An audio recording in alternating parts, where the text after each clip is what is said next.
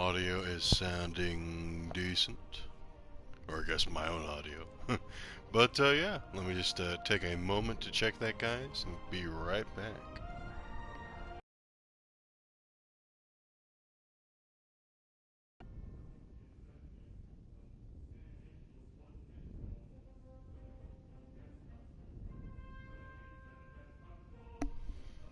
Alrighty, everything seems good.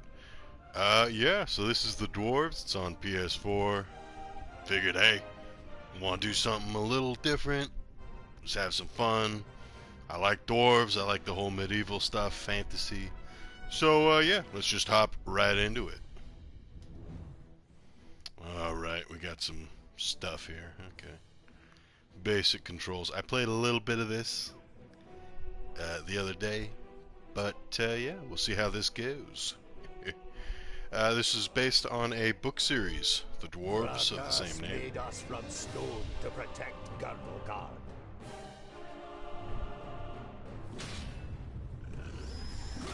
Against Rakas. ogres, and all the other beasts of Tion. We are the guardians of Gardogard. We are the children of the divine smith. We are the Dwarves. Hell yeah, brother. The Dwarves. The children of Rakas. Alright, let's, let's get on down. Let's get on down. I'm glad that there are subtitles. That's always appreciated. The children of Rakas. Sons of the divine smith. All that good stuff. Alright, here we go. Pause the game with the triangle button? No, square button. Square button is to pause the game. Alright, alright.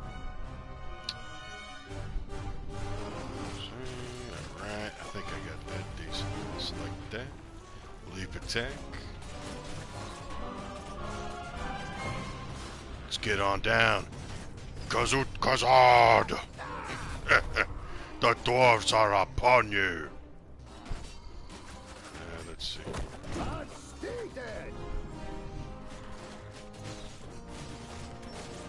Okay, kind of auto attacks. That's cool. I like that. Let me just pause for a second here. Let me pause and mute my mic just to kind of see how the game audio is bouncing with my microphone audio.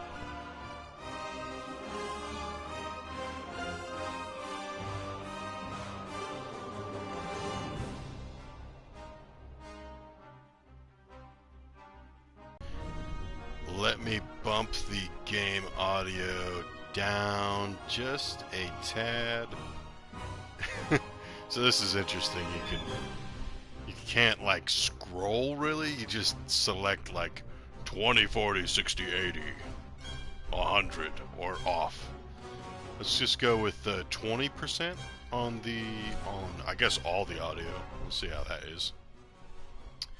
I guess I'll see if okay. I guess I'll see if there's any complaints in post.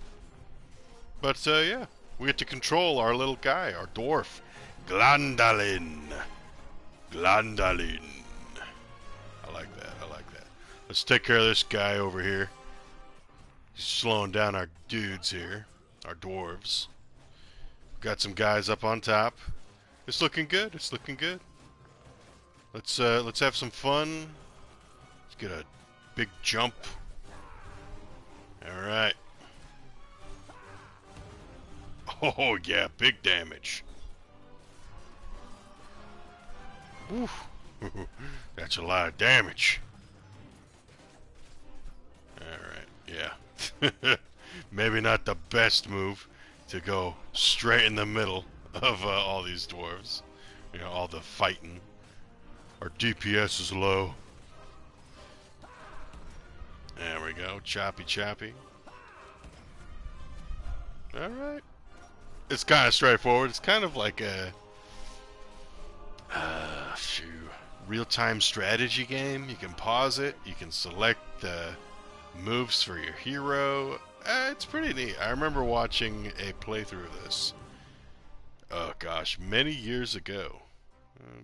Many years ago? I don't know, a while back. But I think it's a pretty fun, a neat game, honestly. Aha! Alright.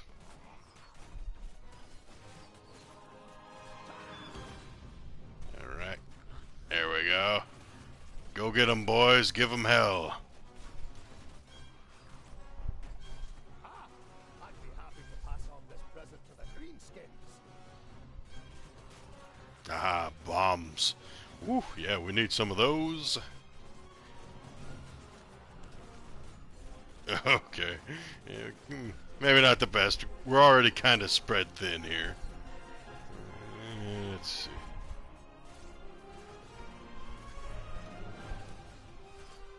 Yeah, maybe not the best move. Kind of pushes everyone forward. We got some dwarves dying here.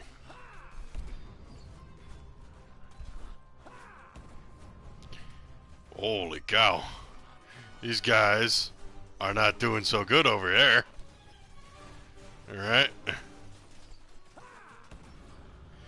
You guys just stay safe.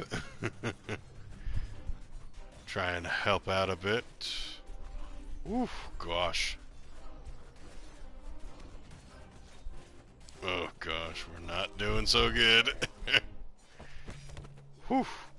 Cutscene.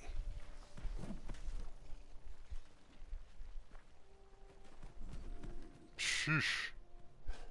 My king, what are you doing here? Giselbert I, the father of the Fifthling clan, has not been on the front line of battle against the creatures of Tion for many cycles. The king surveys the battlefield and the defenders with a grave expression. We are too few. This you know as well as he does. But there will be no reinforcements arriving. Hundreds of brave warriors lie inside the fortress dying. The illness is running rampant. It brings weakness and death. Stay at your posts. Be as steadfast as the Fracas is with us. Nice narration. And we get a second character. Alright, alright. Vrakas is with us. Okay, we gotta kill ogres, kill catapults. We can cycle with R1, L1, okay. Let's just pause. We have Glandalin and we got Giselbert. Glandalin and Giselbert. Alright. And while the game is paused, we can do orders, alright. Let's go to the king. Let's lead the charge.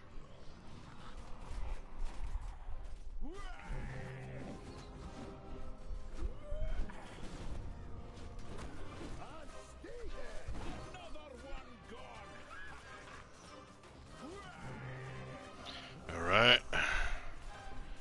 Let's throw some bombs in. That's pretty nice.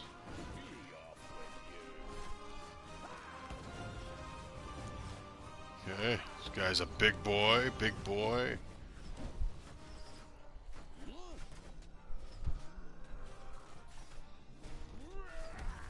Oh, ho, ho, big boom. Heal some of our allies. Alright, we're doing good, we're doing good. Glandalin's kind of getting, like, DPS'd up here. He's not having a fun time. But I'd say we're doing pretty decent. We're doing pretty decent. We're having a fun time. Oh, I knocked one of my dwarves off. Sorry, guy. Knocked you off the bridge. Whoopsie. Let's see.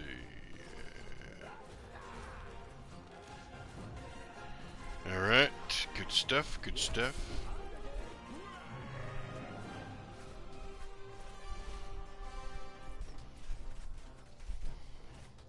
You know, I'd say this would be a real fun game. If you kind of had like a free play mode. I don't know if there is a free play mode, but It's pretty good. Alright. Let's do this. Skadoosh.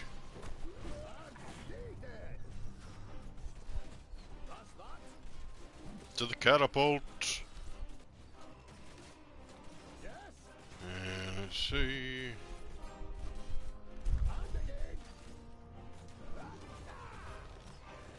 Alright, let's get you up with the king. Oh, holy cow. There's a lot of orcs. Alright, let's see here. Alright. It's a lot of damage.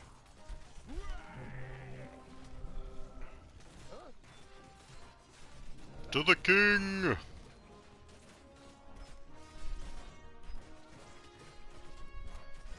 It's kind of a nice game to kind of just chill out with, honestly. Alright, let's just destroy this thing. There we go. Attacked us in the tunnels. We suffered great losses beating them back. Come here and I'll split you like a straw, you treacherous elf! In his fury, the old king radiates a ferocious power that none of Citalia's children could withstand. But the slight, willowy being sitting astride the shadow mare just grins down, mockingly. You are mistaken. We are Alpha. We are here to destroy the elves. All peace-loving beings here in Girdlegard are under our protection, and you cannot open the gate that has barred your path into Girdlegard since the creation of the world. Not us, but perhaps one of your kind. This cannot be. Silence, you fool! Vrakas, forgive me for what I am about to do. Quickly, in formation! You must hold them back until I close the gate! Alrighty, boys. Let's do this.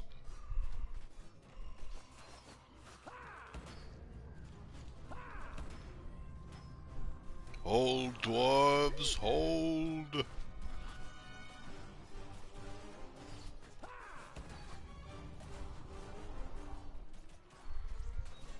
Be cool if you could zoom in a little more. It's not bad. Yeah, we got 5 dwarves. I say we're doing pretty decent. Holding back like half a dozen of these guys. Well, more like a dozen, a full dozen. But yeah, it's pretty good. It's pretty good. Fun game, honestly. And it's just a tutorial, basically. Getting the hang of everything.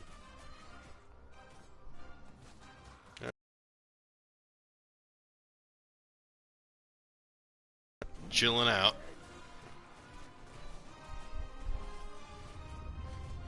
Oh yeah, we got this. It's pretty easy.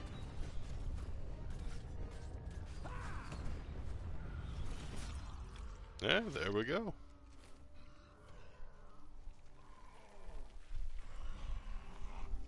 Ah, snap.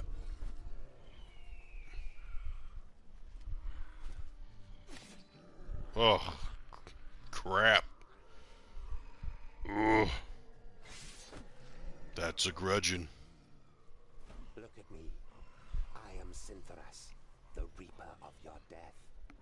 I will take your life, and the land will take your soul. Get out of my sight, pointy ears, and let me delight at the closed gate a little longer. The gate may have closed, but when you rise again from the dead by the power of the land, you will be one of us, and you will open it. Never! My soul belongs to Vrakas. No. Your soul now belongs to the land, and henceforth you will belong to it forever. Now die, and return. Then hand us Girdlegard.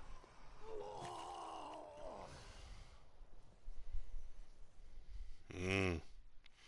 Cool intro. Cool intro. I like that.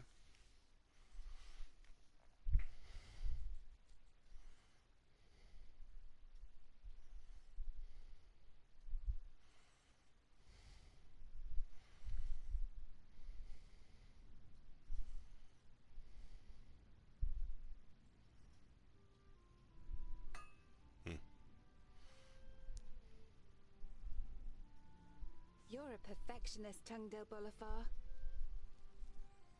I've got a reputation to uphold. If you can't rely on the metalwork of a dwarf, what can you rely on? What can I do for you? For me, nothing. It's Lot Yonan. He wants to see you in his study. In your mind, you go through all the recent incidents that might have annoyed the Magus. Apart from a few little squabbles with his famuli, nothing worth mentioning happened since the incident with your beard. You nod. Okay. Okay. Okay. I better not keep the Magus waiting. See you later. There's goulash for dinner. There was Goulash. a time when you could hardly lift the heavy hammer. Now you barely notice it anymore, and it feels like an extension of your arm. Smithing is in your blood. This is fun. It's you know, it's that nice role-playing type of game. It's cool. I could get into something like this. It's been a while since I've played a game. It's kind of This relaxing. is where you swung the forge hammer for the first time 30 cycles ago. No one taught you the craft. It was enough for you to watch Lot Yonan's old smith at work. Whenever the workshop was empty, you practiced and quickly mastered the craft with ease. It is great. I like the little narration. It's very cool. We got any goodies in here? Everything you know about dwarves you learnt from books. The divine smith created the dwarves, and from time to time you make him an offering of some crumbs of gold. It's the most valuable thing you have to offer Vracus. Very cool. Altar to Vracus. Vracus. You've worked a bit more on Sunya's birthday present last night. The little one is crazy about horses. You, on the other hand, prefer to keep your distance unless you're fitting them with hooves. Too many legs and way too big. Alright, let's we've been having fun. Let's mosey on over. This is our main guy, Tungdil. There are apparently dwarves who have never seen the sky. And you too feel more comfortable when you have rock over your head. If only you didn't long to see more of the world, a longing. We need you. Jolison, a 4th degree famulus and your favorite foe among the students of magic, gives you a disparaging glance and disappears without waiting for your reply. Groundling.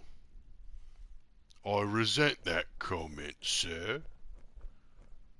Alright, let's see what we got going on in here. Dale, quick, or the goulash will get burnt. You Huh? immediately recognize Okay. what the problem is. A chain running over a pulley for positioning the cauldron is detached from its mounting, and the cauldron stuck in the fireplace. It's a heavy load, and none of the famuli, who feel superior even during kitchen duty, dare do anything. They might burn their fingers, or even get a bit dirty. Leave it to the dwarf.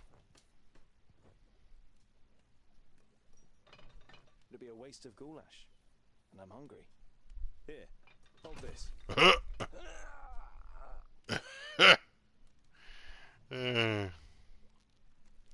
Yeah, let's repair it. And there we go. You damned freak! For a moment you hope the famulus really does raise his hand to you. But then he comes to his senses and leaves the kitchen, his face bright red. There you are. Jeez. Alright, I'm ready for some goulash. The goulash is bubbling in the cauldron. You draw the warm air in through your nose, and the smell makes your mouth start watering. No, I can't eat the goulash yet. Alright, let's find that, find the wizard. Up here? Oh, yeah. Yonan Lotionen. first. He Okay. doesn't like to be kept waiting. You mumble and wonder when you started speaking thoughts like this out loud. Alright, alright. Let's see.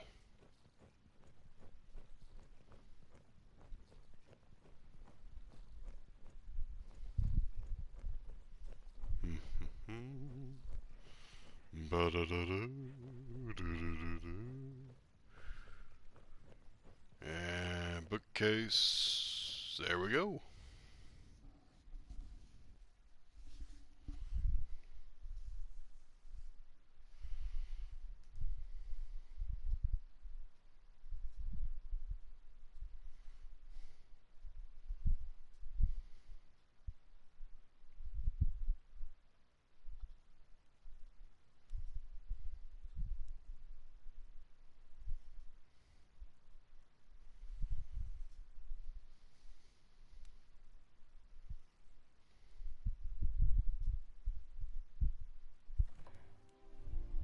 Master Lot Yonan, Frala told me you wish to speak with me.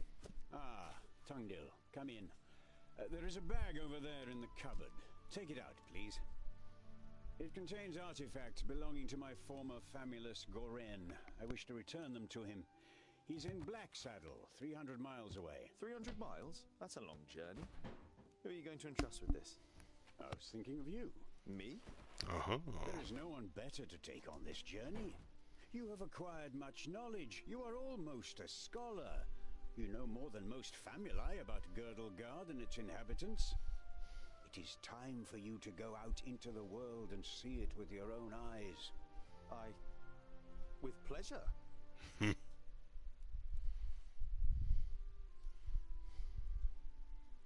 What's in the bag? Magical devices. You better leave the bag closed if you want to avoid any accidents. Dwarves don't really like magic, and magic doesn't like you either. Rakus gave us so much craftsmanship that there's no space left in our bodies for magic. Strictly speaking, every time you've been too close to magic, it has ended in catastrophe. Alright. Maybe I'll see some dwarves on the way. Perhaps I'll meet some dwarves on my travels. Yes, perhaps. But don't hold out too much hope. And be careful who you talk to. Not everyone out there likes dwarves. Yeah, goblins. They abduct baby dwarves and sell them to magi, from what I've heard. Not the best bit of business I've ever done. But what was I to do? The Longnoses threatened to throw you into the nearest river. Alrighty. Be on your guard. Look after the bag and don't lose it. May Palandiel be with you. And Varakas too, of course. I'll set off immediately. I'll see you soon, Lot Yonan.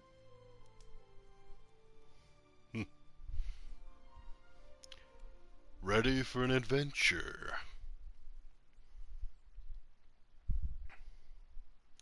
I've been meaning to listen to the audiobook for this book series that this game is based on. Or, yeah, based on. I don't know. Might just be a direct adaptation of it. I don't know, but this ought to be fun. That'll be cool. Right, what do I want to do?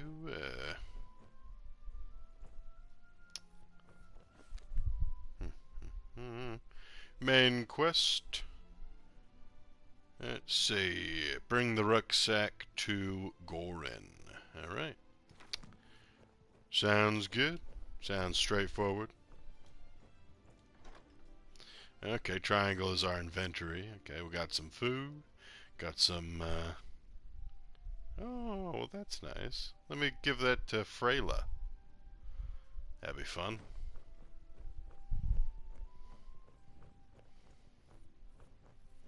I think that is her right there. Hello, Frala.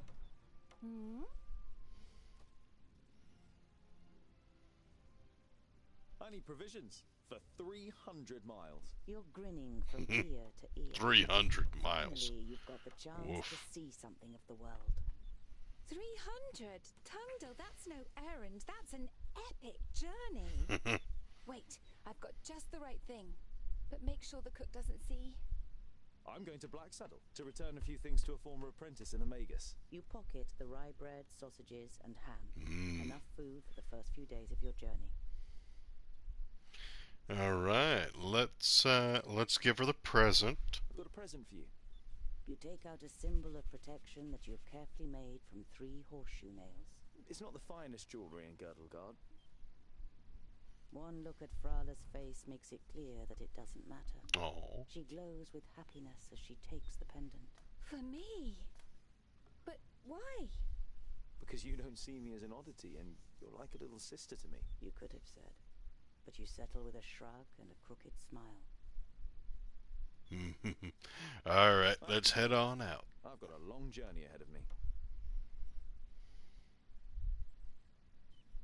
I wish you the blessing of Palandial and Vracus to protect you from all danger in your journey. Here, a talisman. Whenever you look at it, think of me. Frala winks at you mischievously. And of getting me a nice present. All right. Oh, let's see. Frala's scarf. Okay. Nice, neat. What kind of skills we got? We got stubborn, okay. If his health is below, if it's above 30%, Tongdil gains bonuses on armor and damage. That's nice. We get blacksmith's blow. Okay, we get a nice attack. Sweet. All right, very cool, very cool. We got money. We got provisions. Okay, we got the magical artifacts. Alright, let's head on out of here.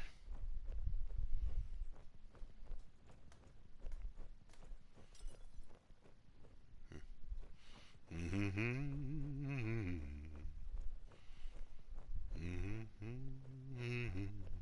picture all the fantastic adventures that await you on your journey and are raring to go. But then you think about the possible dangers and ask yourself how you're planning to tackle this journey without a weapon. Aha! A weapon, of course. I'm gonna guess we're gonna use an axe. An axe, maybe a hammer. That'd be fun. Alright, what do we got here?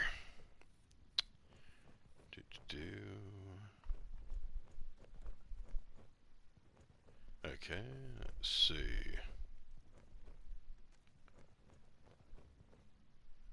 Horse figurine, altars of Vracus. Vracus! Will we forge something? Nope. No? Okay. Aha! There we go.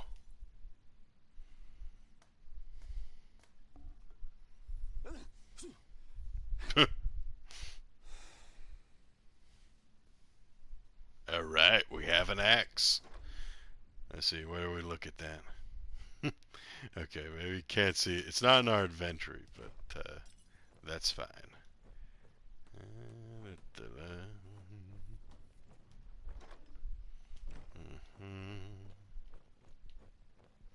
Oh, nice. Okay, we can zoom in and out with the R2 button. Very handy, very handy.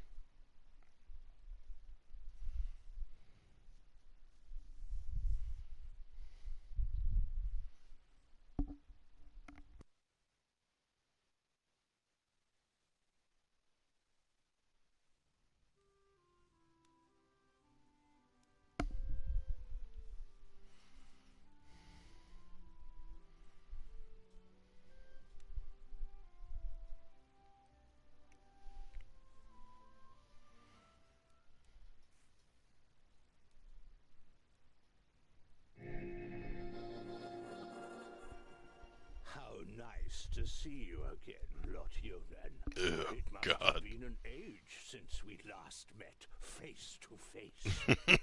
Nudin, welcome. Please, sit down.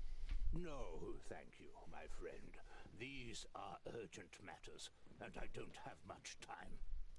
You must come to your God. Nudin immediately. This guy's character design. Is stirring. Sure?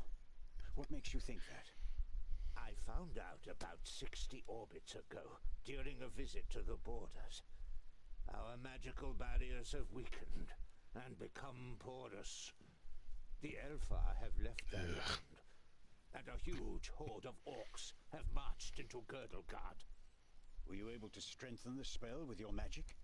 No, I can't repair the damage alone. We need the combined power of the 6. The other 4 are already on their way here, but we need your help too. I will set off for Parista without delay. Oh, and as you're coming, could you also take the opportunity to bring back the things that I lent to you? Of course. I have them already packed in a bag. Oh, thank you. We'll be expecting you. That character design. All right.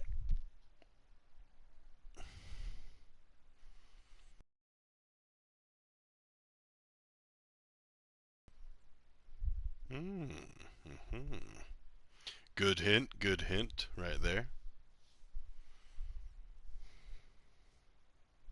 Utterly blinded by the sunlight, you squeeze your eyes tightly shut after only a few steps. The time spent underground has made you so sensitive to light that you're forced to seek shelter in the shade of a mighty oak. Oh boy. This big map.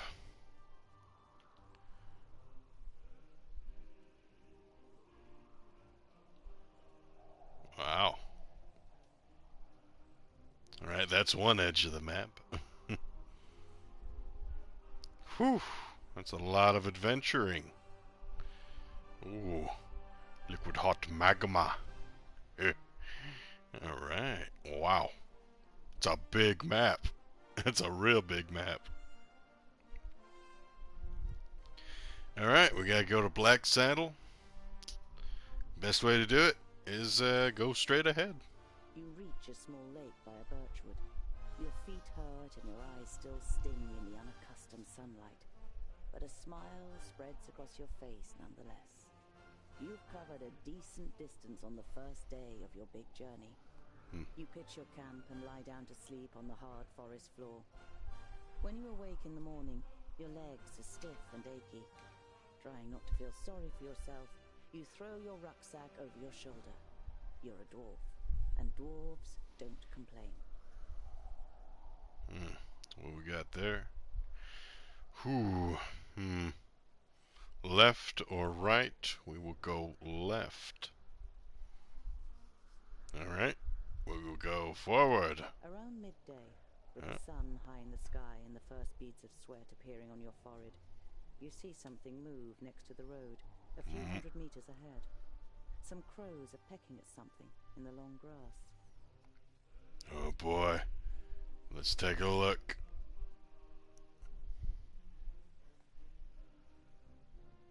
The creaking leather armor, the clattering rucksack, and a dwarf's inability to be quiet makes the crows flap around as you move from one bush to another. Oh.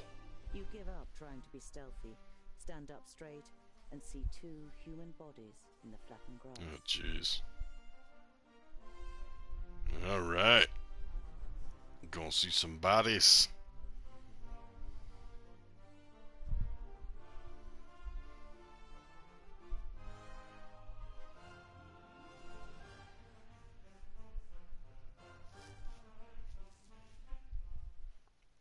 Oh boy. Let's do this. Oh. A body. A slender man lies in front of you, dressed in an expensive robe. It is in the colors of Turgur the Fair-Faced, one of the 6 magi. The dead man must be one of Turgur's famuli. You don't see any wounds. Now turn the body over. By Vracus. There are some narrow stab wounds in the man's chest. The cuts are too big to have been made by arrows, but too small for sword wounds. Alright. A dagger. You don't see any signs of a struggle in the area where the corpses are lying. Were they stabbed by a companion? A stranger could hardly have crept up on them with such sparse cover.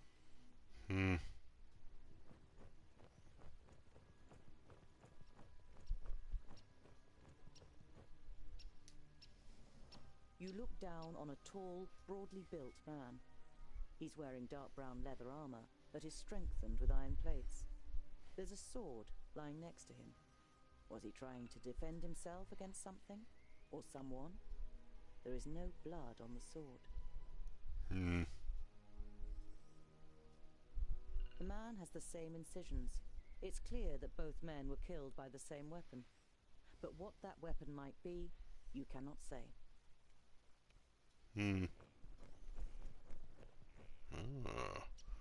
Loot. A rucksack that probably belonged to one of the dead. It seems to have been searched and then thrown away carelessly. You find a few implements, some provisions, and a map. A route is drawn on it from Parista, Nudin's capital, to Lot Yonan's vaults. Does this mean that Turga the Fair-Faced is in Parista and wanted to send Lot Yonan a message? And if so, why didn't he use magic? Did he want to contact him without anyone noticing? Why all this secrecy? Strange. Bit of a mystery. Alright, let's head on out then. You scour the area once more and ask yourself what to do next. Okay. Bury the dead.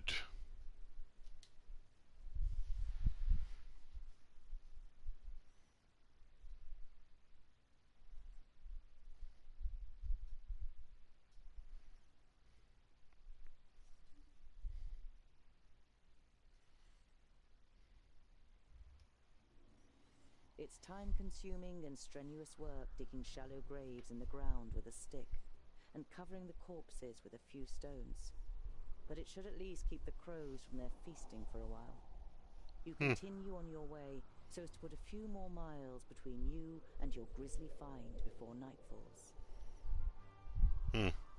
Alright, alright. Let's go this way. Oh, okay. Well, let's go this way then. Oh, okay. I thought it was going to be some other stuff. But the farmstead, we get to meet people. As the gable end of a small farmhouse and a barn appear from behind a hilltop, you hear the loud cries of children at play. A girl runs along the path laughing, followed by a small boy with a big stick in his hand. The boy is trying to catch up his sister with a determined look on his face, but is finding it difficult to keep his short legs under control on the uneven path.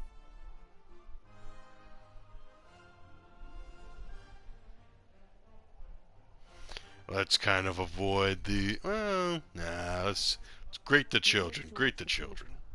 As you raise your hand to greet them, the boy catches sight of you. His eyes grow wide, and he points to you with a chubby little finger. All he can manage to say is, "There." Now the girl has turned to face you too. Before you can say a word, she lifts her little brother up into her arms and runs screaming towards the farmhouse. You don't wish to scare the children further, so you continue on your journey. Alrighty. What we got there? Good water. Oh, but what is that? Question mark. You see a flickering light through the trees some way from the path. It might come from a campfire. Alright. Let's do You it. walk towards the fire with confident strides until you finally make out 3 broad-shouldered men with axes. 2 rabbits are sizzling over the fire. The men are joking with one another, but you can only understand the odd word. They haven't noticed you yet.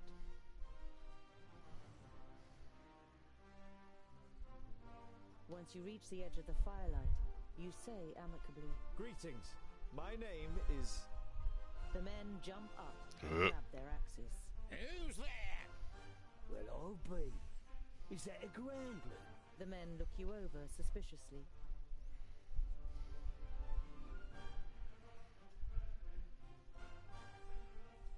My name is Tungdil. May I know with whom I have the pleasure?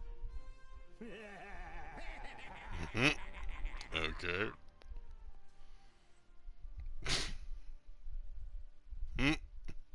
A perfect stranger, a groundling speaking like a king. We are woodcutters. Talk our language, or better still, get lost. I only wanted to be polite. Sod your politeness and your pretty words, groundling, and be off with you. The man strengthens his grip on the axe and glares at you with sinister yellow eyes. Alright. Let's fight. Put down your weapons or I'll be forced to use mine. You threatening us, groundling? Oh yeah, let's attack, dude. For Vrakas. The next morning, visions of axes, faces full of hate, fists and heavy boots flicker through your befuddled mind. Your first attempt to move fails when pain shoots through every bone, every muscle, and every nerve. Oh, snap. It's a long time before you manage to sit up and tend to your wounds in the early sunlight. There's no trace of the woodcutters. Oh, jeez. The undergrowth near the campfire once they were finished with you. Okay. Yeah, we suck at fighting. Alright, alright. You reach the banks of the Warder and can see Axeldale on the other side, but there isn't a bridge for far and wide. The fishermen's boats glide over the water, which sparkles in the sun. None of the men seem to notice you while they throw out their nets.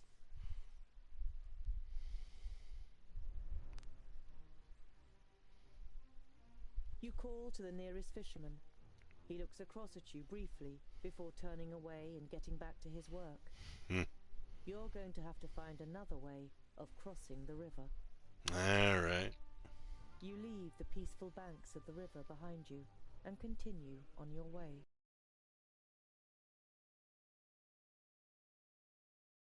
Oh, good water, okay. Alright. You look down on a large village on the banks of the Warder. Some of the village is built on stilts in the river. A wooden bridge spans the fast-flowing water. A huge wooden palisade has been erected to protect the village from attack. The guards on the palisade are watching you. Their armor looks well cared for and well made. The smith who made them knew what he was doing. You conclude that the men depend on the protection the armor offers and aren't just wearing them to look good. They're certainly not villagers. Oh, alrighty. I was really hoping we'd get to fight those woodcutters, but not yet. I guess not yet.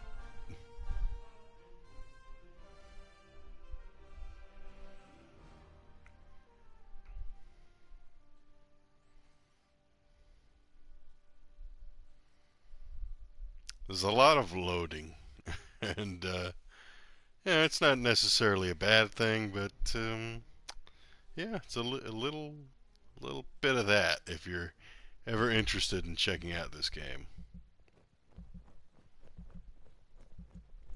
Oh, that's nice.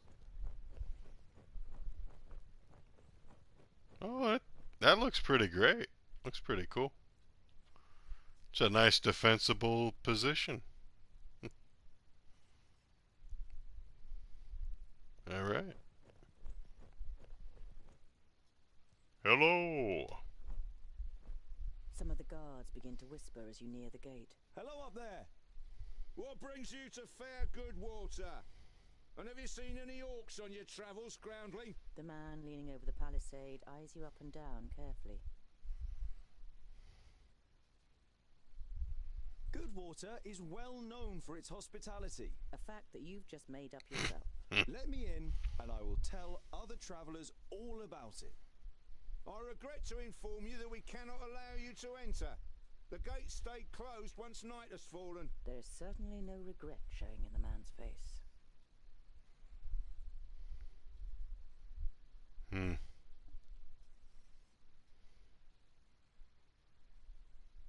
orc heads on the spears look fresh, a fact that causes you unease for more than one reason. Those won't scare orcs away. I hope not. The more orc heads that end up on those spears, the more gold coins that end up in our pockets. Right, boys? Yeah! That's right! Yeah! We've killed our fair share of orcs and know how to motivate them. Those ugly mugs will spur them on, and then they'll perish in front of our gates. Two things become clear to you. Firstly, that the mercenaries the villagers have hired are excellent at killing orcs, and secondly, that they sadly have no brains at all. When did you kill these orcs? Yesterday. We caught a couple of their scouts first. The others tried to take revenge in the evening. Let's see who'll turn up today.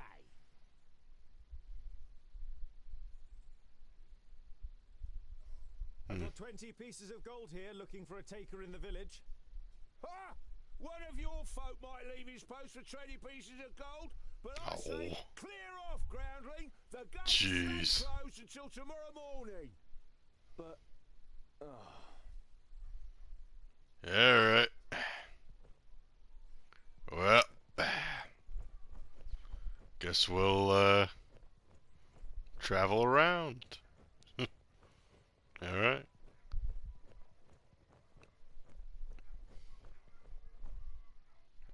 Okay.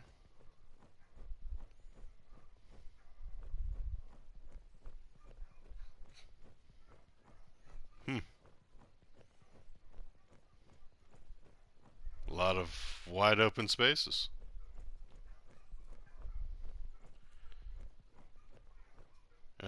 Okay, I guess I'll talk to them again. I don't know.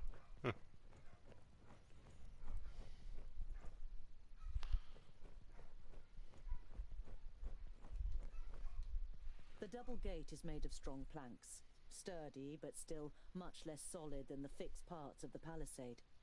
Security has been forgone here for practical reasons. Never a good idea when building fortifications. Alright. The double gate is made... Okay. Can I talk to anybody, or is that it?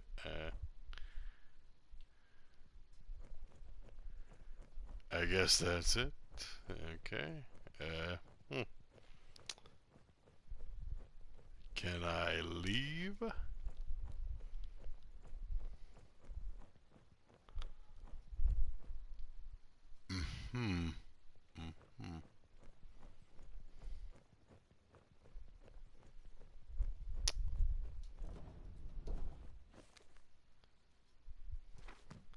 Huh.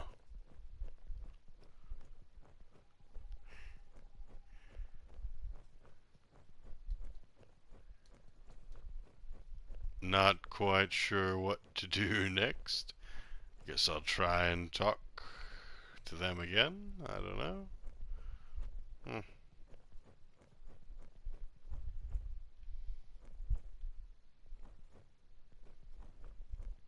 Alright, what we got here? Orc skulls? You're not sure it's wise to taunt the beasts with the severed heads of their fellow kind.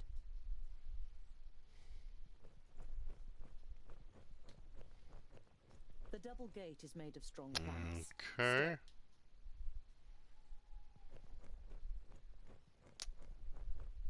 Am I gonna have to wait here all day, or what?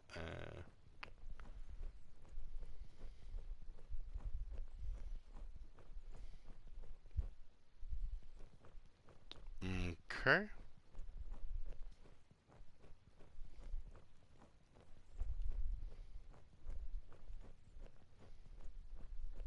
As you get okay, there we go. The palisade, you hear whispering from the other side. Psst, groundling. You look around and reach the palisade with a few quick steps. No one saw you. You see one of the mercenaries through the gaps in the palisade. He looks around nervously. 40 gold pieces, did you say? Yeah, sure. Yeah, here's 40 gold. 40 pieces of gold and not a word to anyone. That would cost me my head too.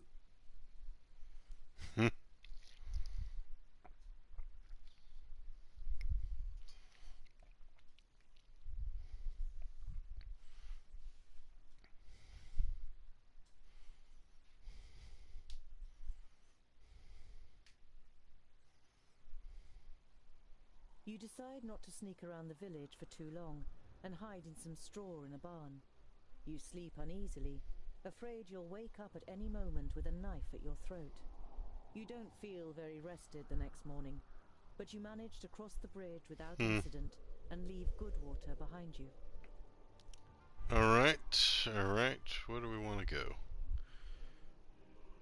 Tavern... Steepleton... Scalebrook... Alright.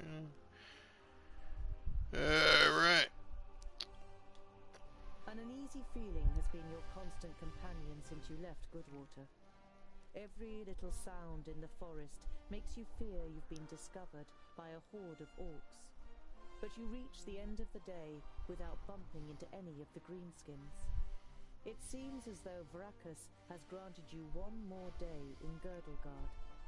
As night begins to fall, you pass a large oak tree and decide to call it a day.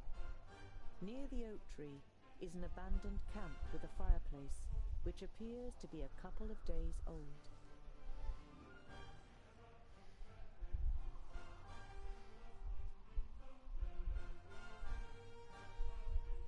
Yeah, let's hide in the oak You swing tree. yourself up the trunk and then pull up your baggage after you. You're prepared to sleep in a tree like a bird if it means escaping the orcs' attentions. You sling your rope twice around your stomach and the trunk of the tree to stop you from falling accidentally. You close your eyes and dream. You see North Pass and smell the fresh, icy wind that sweeps over the peaks of Great Blade and Dragon's Tongue. But the harmony is interrupted by the hideous roar of an unending flood of orcs throwing itself unceasingly against the fortification. You smell the disgusting green blood of the orcs and taste the rancid fat of their armor on your tongue.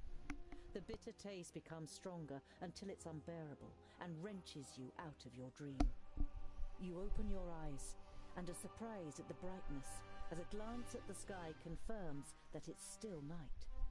Your eyes move towards the ground, and what you see makes the blood in your veins freeze. Oh, alright, we're gonna fight something. I'm ready to fight something.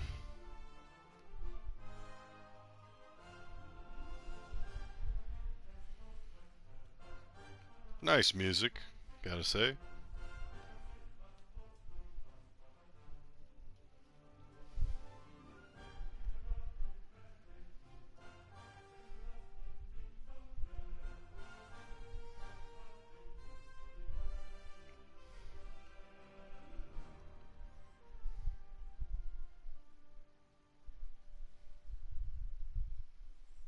Ooh.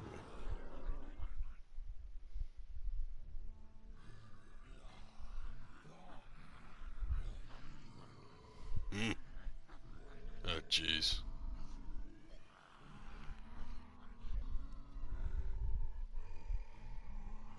I am Synthras of Son Balsor.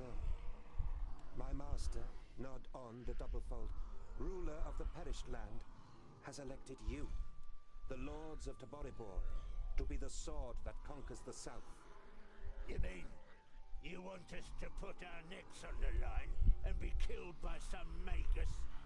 Lord Yonan and the others will be taken care of. Your task is to create a diversion in the south until my master's plan succeeds. And which of us is the leader? The one that conquers the most land. So Kragnar will be the new Grand Lord. He glares at Ushnots and Bashkug. The Kragnar Shore tribe will conquer the most land. Never! We will overwhelm the cities of the Red Bloods quicker than you can suck the marrow from a bone! We shall see. You can't believe what you're hearing. If the beasts of Tion ride into battle together, catastrophic cycles lie ahead for Girdlegard. Alright, alright. Interesting stuff, interesting stuff.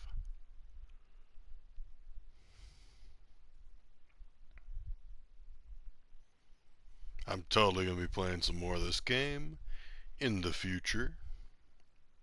I'm hooked, you know. I'm ready to get some more fighting done, you know.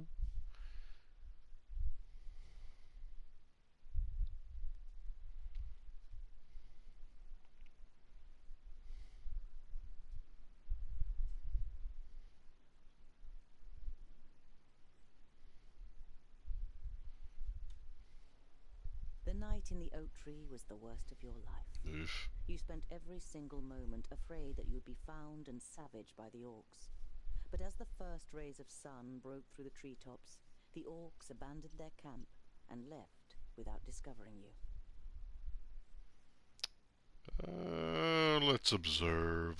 Better safe than sorry. Your eyes scan the deserted camp, and you listen carefully for any noise. But you don't see or hear anything suspicious. Let's observe. Eyes scan the deserted Okay. camp, and you listen carefully for any noise. But you don't see or hear anything suspicious. Alright. Third time's a charm. Better safe than sorry. Your eyes scan the deserted camp, and Better you safe listen than carefully sorry. for any noise. But you don't. Alright, let's climb at the tree. That's a thick rope. Alright. Ooh. They leave any goodies for me?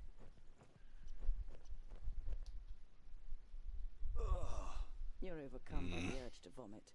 You have, of course, heard the stories, but seeing with your own eyes that orcs actually do eat humans is a long way from. Oh, just reading Jesus. about it. Holding the freaking arm. This is the place. I knew it was here. Come on, then. Find that stupid necklace. Hey, Fusco! In front of you. Ah, jeez. Rounding. Perfect crisp on breakfast. Alright. Let's do this. Draw your axe. You know that you're no warrior, but you want to face the orcs as a child of the divine. Let's get some fighting. Perhaps you'll manage to kill at least one of them, so as not to appear so undwarven in Varacus's eyes. I'll give you something to chew on. Vracus made us of stone. Oh, crap, dude. You just swatted it out of my hand.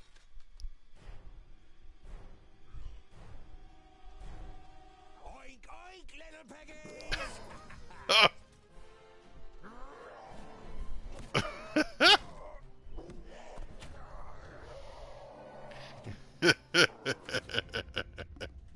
By Barrowin's beard, how did you manage to lose your weapon?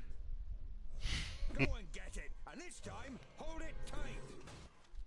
Hey, that one was mine. You're just too slow, dear brother. Too slow? Just wait. Alright, we got a squad. We got a squad. Oh, crap, dude. Let's, da-da-da. Gah! Another one bites the dust. I didn't hit you very hard. Oh, jeez, man. Ah, there we go. Take out the archers. Bites the dust.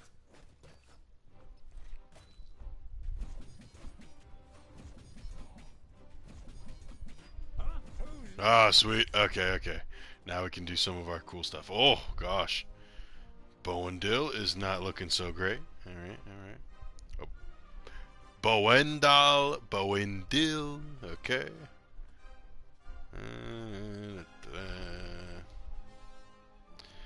Alright, let's get... here we go.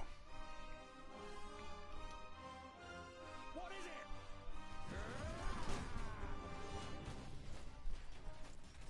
Woo.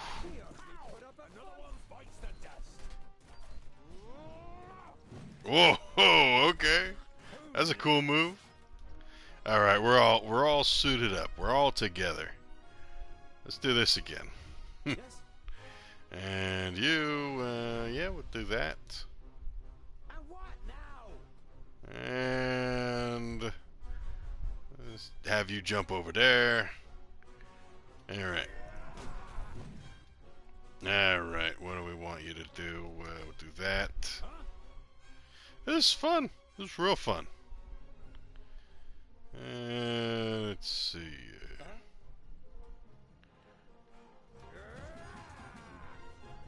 I can't do that yet.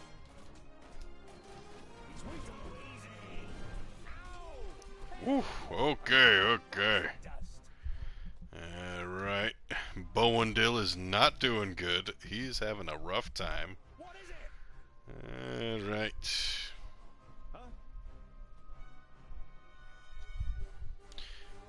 Okay. And what now? Too easy. Oh my goodness, you are having a terrible time, buddy. Gosh. Ah, crap, dude. Yeah. It's kind of the problem there. Oh, jeez.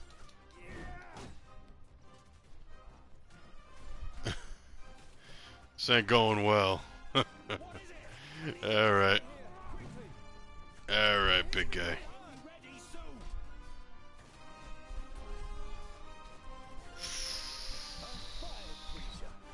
Okay.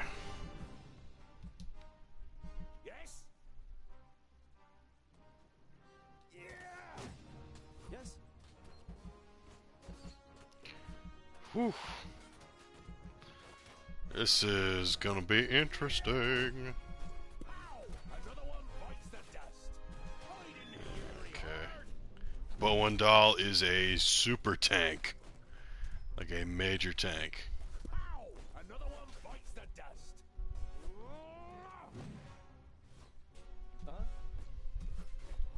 Yeah. Yes. Ouch.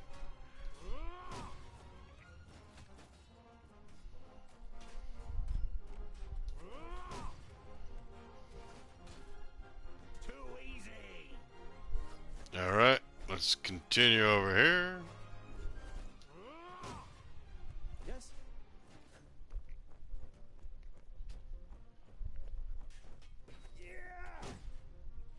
Alright, alright.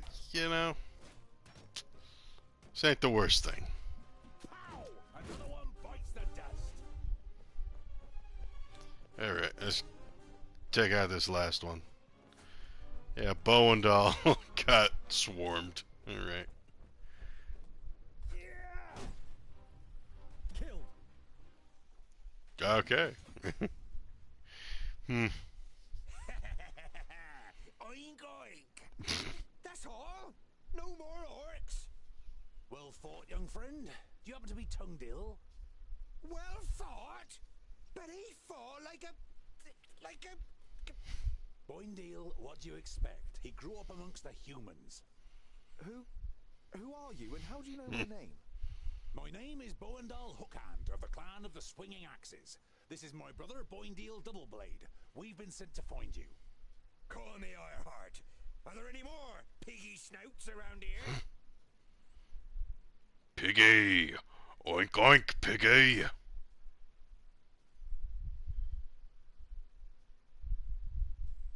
There was a meeting last night. The Elfar serve a certain Nod On who calls himself Lord of the Perish Land. They have enlisted 3 orc hordes to cause unrest in the south. Did you hear that, Boindal? Piggy snouts! The Elfar from Son Balzur and the orcs from Taboribor are working together? And could ally with the orcs from the Perish Land. The twins look at you solemnly.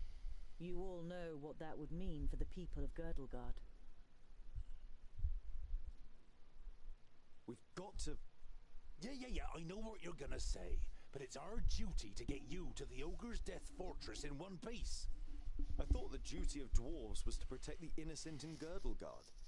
Lot Yonan and King Broron will take care of the orcs. We 3 must be careful. You're not exactly a warrior. But he has broad shoulders and broad hands. There's hope for him yet.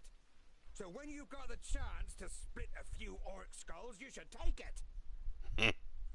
You turned up at just the right moment. But are you sure it's me you're looking for?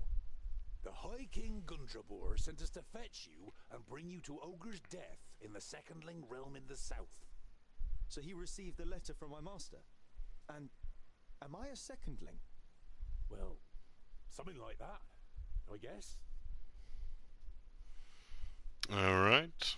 I would be happy to follow you into the realm of the secondlings. In truth, there is nothing I would rather do. But first, I must travel to Blacksaddle and return some things to a former famulus of Lot-Yonan.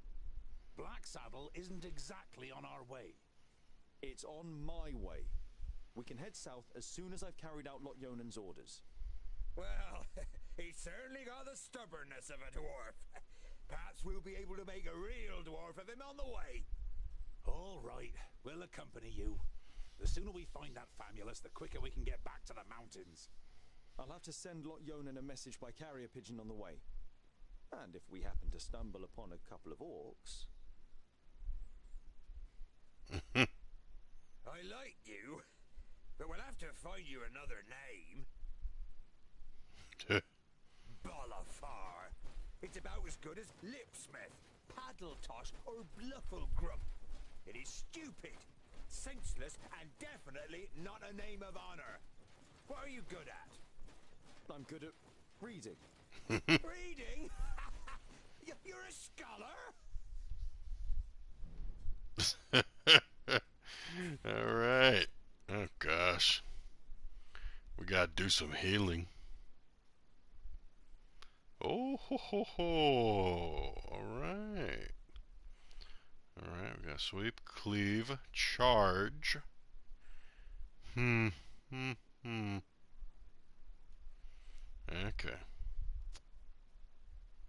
Yeah, cleave. I like that move. Alright, you found... Oh, wow, we got some good stuff. Good stuff. Ooh, Talisman of Protection. Very nice. Very nice. We have a little squad, a little party.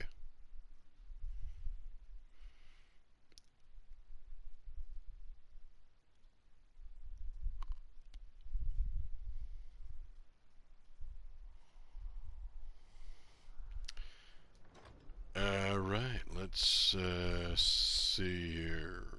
Oh,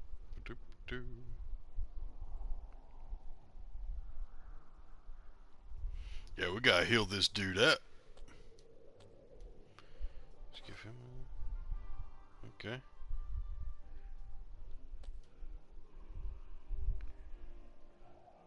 Oof. Okay. Tongue Dill's level 2, Bow and Dill level 4, Bow and Doll level 4. Let's see, what kind of abilities you got? Eruption! Whoa, okay, alright. That's pretty useful. That was a useful move. Passive, never loses more than 5% of his maximum health at a stroke. Whoa, that is a great move. Great, like, ability right there. Mighty Blow, yep. Let's see. Ironheart. Bowendill's Ironheart can awaken due to damage. Bowendil deal be controlled anymore. Okay. Alright. Multitude of blows rains down on enemies in front of Bowendil. He's got leap, okay. Yeah, okay.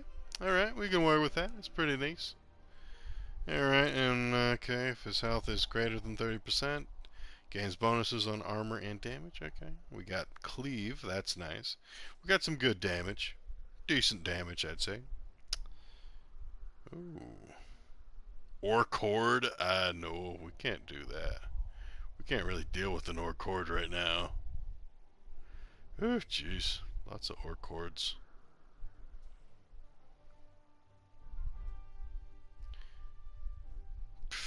Well.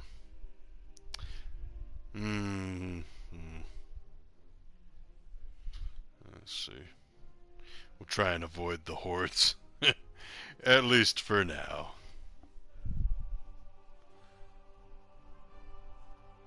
What is that thing? Clout Meadow. Okay, that's King's Cavalry. Okay. Oh, they're like putting these settlements under siege. Okay, we'll regain some health soon. Okay, let's see what we got. Alright, 3 more turns. Bowendeal ought to be healthy enough. And we can help out with this orc horde. Let's do it. You approach Scalebrook through its expansive fields and spot smoke rising up into the sky. A short while later, you can hear the cries of battle, and finally you can smell the tallow on the orc's armor. Scalebrook is at war. Yo, let's do it, baby. Let's do some fighting. Simba. Yo, Spirit of Mufasa. Simba. Everything the light touches is our kingdom. We eat the antelope, and then when we die, we turn into the grass, and the antelope eats us. The circle of life, my brother. Very cool.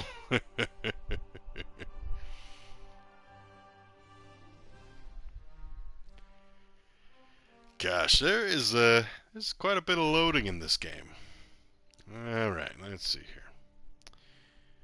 here. Alright, we got Bowendeal has the healing potion. Okay. What does this do? Yep, we'll do that. Give Tungdil that.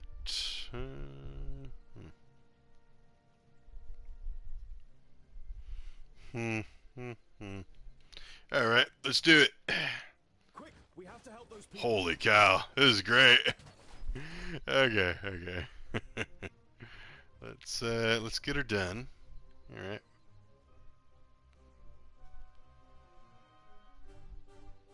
Before the orcs have killed 10 of them, okay. What is it?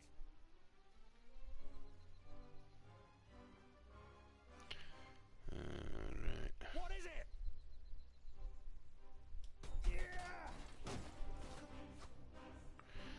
Alright, let's give this guy a good smack.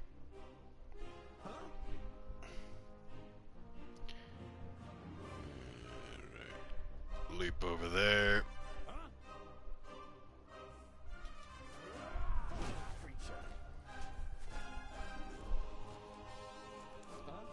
Okay. Let's help out these two. They got that taken care of. Alright. Let's see this here. Yes? Yes? Alright. Oh! Did some damage. Did some damage to the, I didn't hit you very hard. to the peasant there. This is cool. This is cool. I like this a lot. Safe to hide. We'll come back for you once we've saved the other villagers. Alright. Let me help you. Alright, we got this.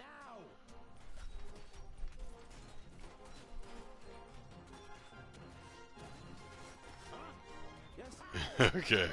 Ooh. There's a lot of, this is interesting, real interesting game to play through. Alright, good stuff, good stuff. Peasants are doing well. We did it! Alright. Oh, no, okay, we got some more. They're fleeing. Oh, okay, no, they're done. I don't think so. They're just rallying.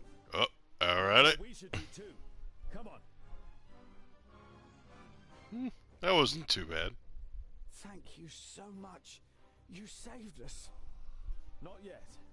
The orcs are rallying. You must join us. But we can't. You must. Here they come. Alright, let's do this.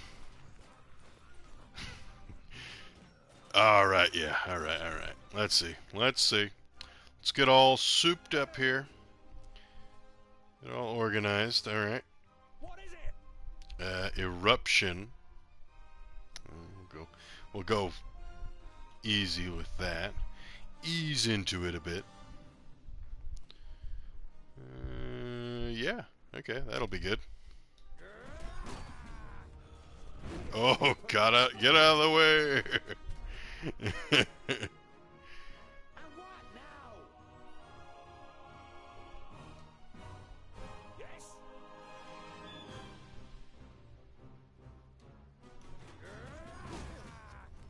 All right. It's going well. It's going well. I really like this. This game has become a lot more fun now. What is it? I didn't hit you very hard. It's a big boy right there. He hardly put up a fight. Too easy. Nice. Yeah. Don't rush me. Yep, all right, all right. I didn't hit you very hard. Who's next? Huh? All right. Whew, it's a lot to get used to, but it's pretty interesting. Really interesting. Huh? All right, what we got here? Big boy.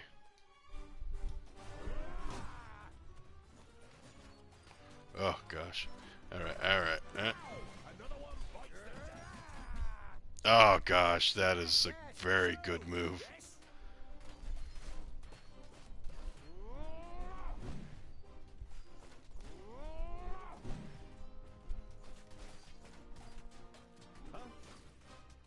All right, come on now. Come on. Get back to fighting.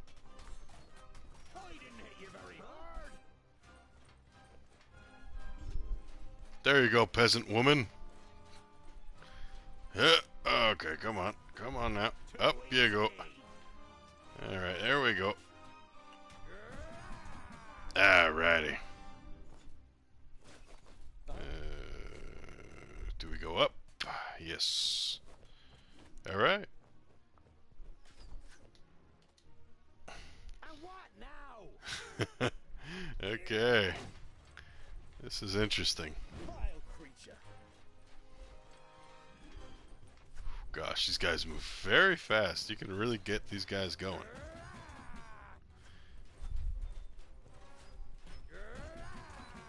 Yes? All right. Come on, peasants. Okay, there we go.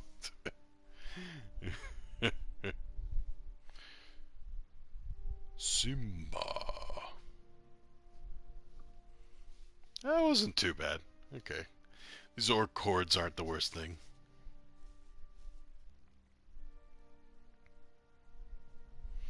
While Boindale still hunts the last of the orcs through the alleyways of the village, you and Boendal are already helping search for survivors. Various villagers, all with shocked, ashen faces, come and thank you for saving them.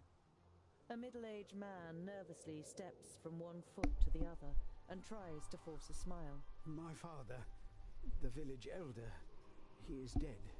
I think I must follow in his footsteps, so I thank you in the name of Scalebrook.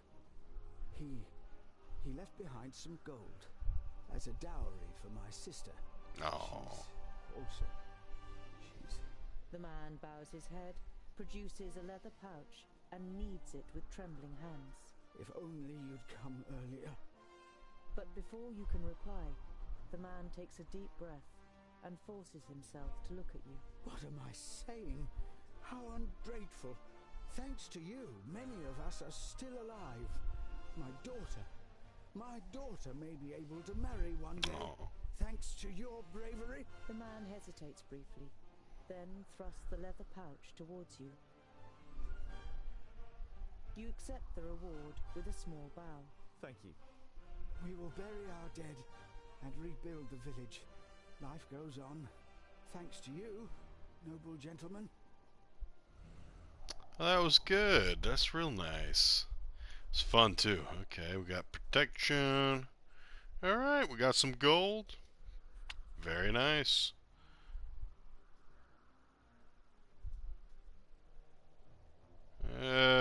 let's see. We got an orc horde over here. We can take them out, I think. I'm pretty confident.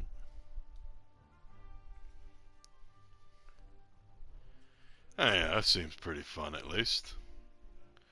What's that? It's a merchant. Oh, cool. It's gonna be a while before we get to that horde. Boindale rummages around in his Oh, rucksack cheese. and pulls out a cheese wrapped in a cloth. He sticks a fist-sized piece on a spit and grills it on the fire. Ah, there's nothing better than grilled cheese at the end of a long day. The smell it gives off makes you hold your breath. Oh, it smells like my socks after weeks of marching in my boots. Oh, picky, are you? Hardly surprising, considering you were brought up by humans. It's ruined your taste. Boindale holds the stinky cheese at the end of the stick under your nose. Eat, and stop complaining. You pull the warm piece of cheese from the stick. It tastes dreadful. Your fingers will smell of it for the next few days, and probably your mouth will too. Stinky cheese. I like a good grilled cheese sandwich, I know that. Alright, let's go to Goodwater. Once you reach the top of the hill above Goodwater, you can see what is left of the village. Jeez. The sea of red roof tiles has given way to a forest of burnt black ruins. They're all dead. Wanna go there? The farmstead has been plundered, ravaged, and part set on fire. But not all of the buildings are destroyed. You call out for any survivors, but there is no answer.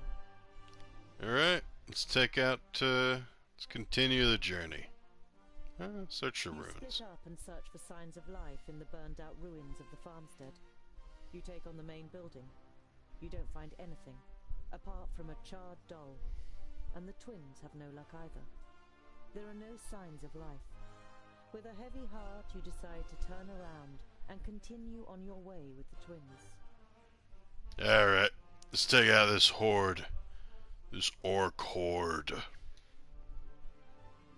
As you near Calmstead, you see that the surrounding fields are in flames. The sound of fighting reaches your ears. Alright. You hear the screams of the villagers and the roar of the orcs. Let's do this, baby. Get some more fighting. For Vrakas. Okay, triangle to call party to current position. That's really useful. I gotta remember that button. Let's get ready for...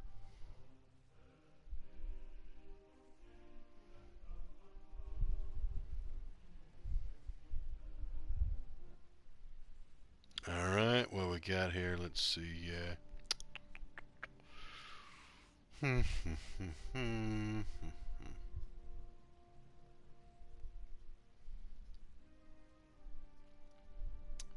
actually, we're doing pretty good. We're in a pretty safe place right now. Oh, we're gonna need more provisions.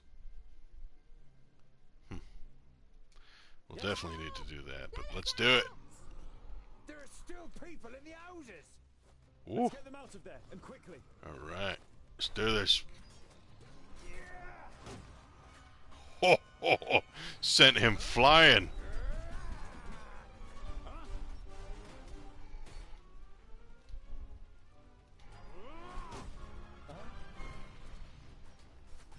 And what now? And again. Alright. On my way. As good as done. Alright, sweet. Save some more people.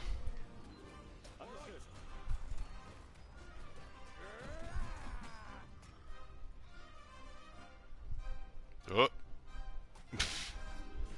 Okay, we kind of stopped there for a second. I'm not that quick. What is it?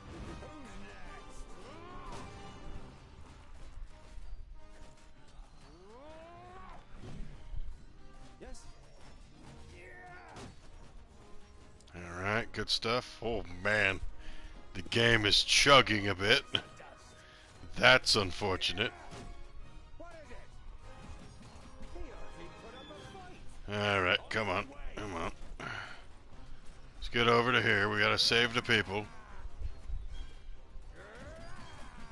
Holy cow, this guy. Ooh, he's great. He is great.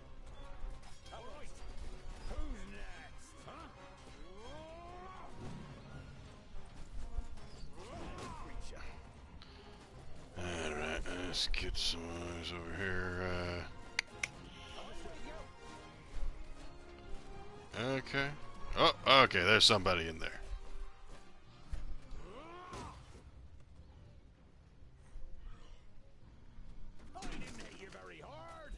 Alright, sweet. We got allies.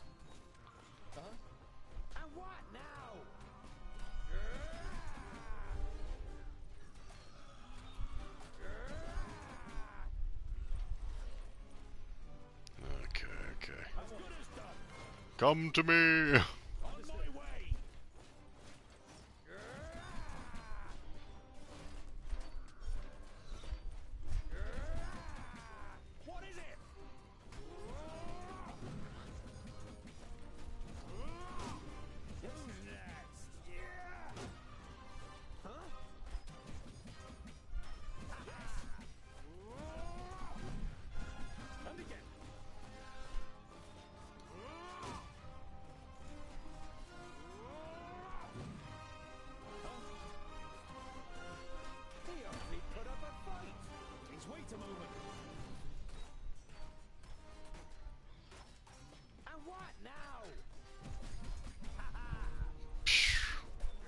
Very satisfying. Alright, we gotta chop up people. Gosh. Alright, let's try and save this people. Alright.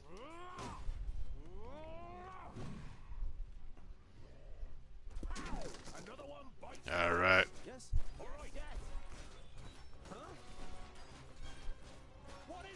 Holy cow. Getting rocked.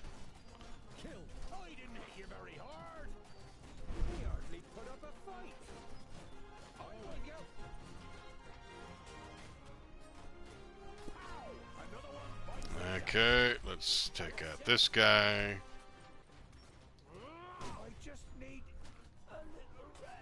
Ah, crap. Well, it's not terribly surprising.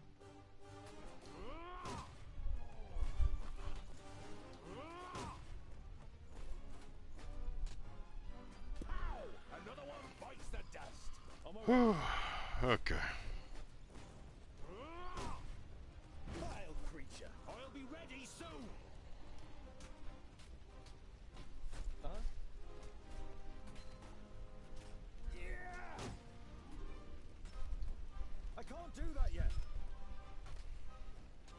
Chop it down.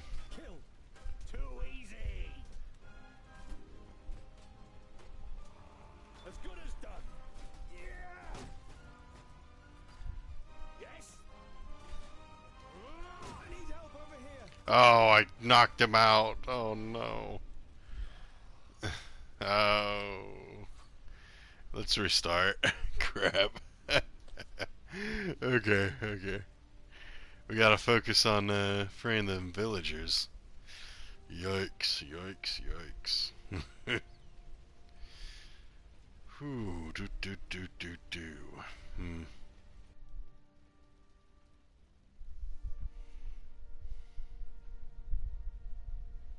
Yes? Okay, okay. That sent him flying.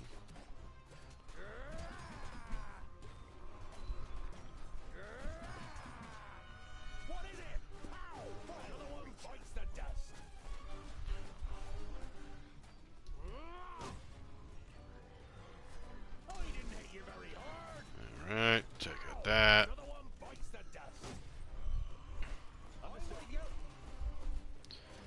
Alright, Bowen Doll will tank. gosh.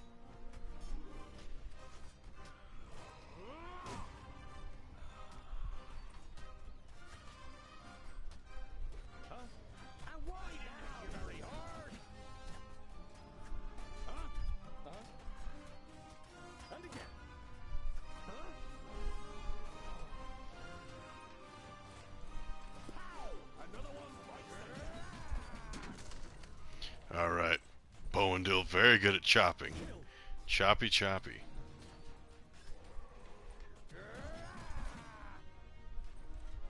On my way.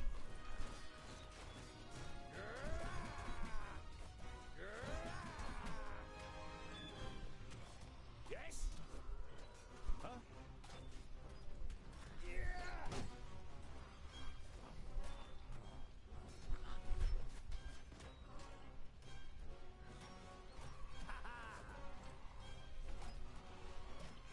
All right, yes.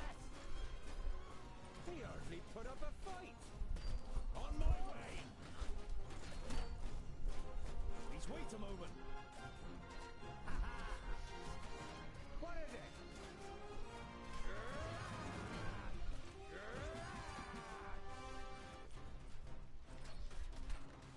Too easy.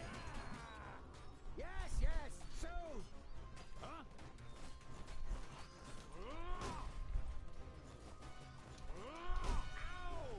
Oh no! He fell off a cliff. Oh, crap. That sucks. Gosh dang it. Oh, that's terrible. Yeah. Gotta watch out for that friendly fire. Alright, let's just go over here.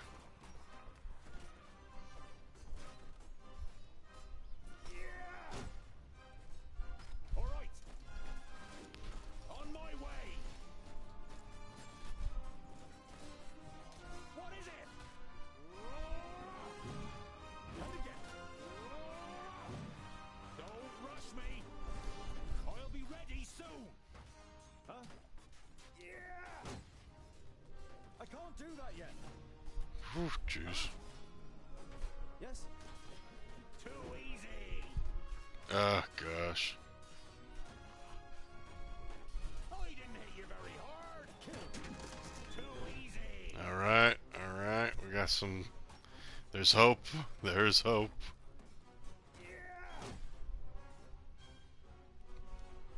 Oh, jeez. This poor game. Very hard. What is it? Understood. Vile creature. On my way. Ah. Understood. At once.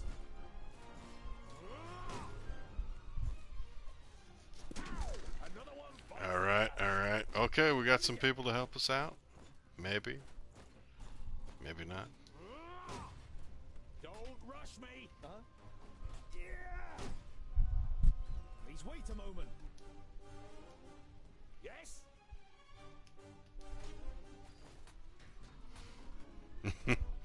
Yeah, we probably won't. We'll have to probably do this again. Cause, gosh.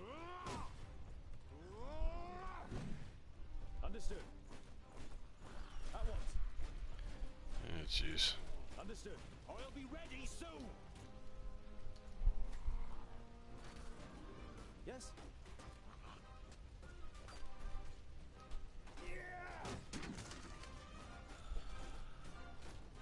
Huh?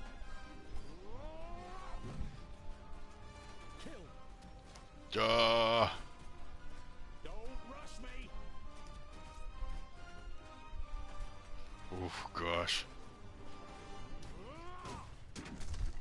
Ah, okay. Alright. We're gonna give it another go. Actually, I guess we're stuck in this for a bit. we just can't knock people off the cliffs, so we gotta watch out for friendly fire, because that is the thing in this game. It does mean you gotta be wise. You gotta be wise.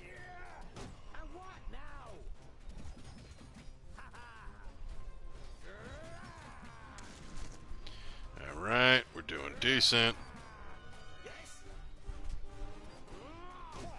Oh, I killed that villager. Whoopsies. Alright, alright. That's fine, though. Casualty of war.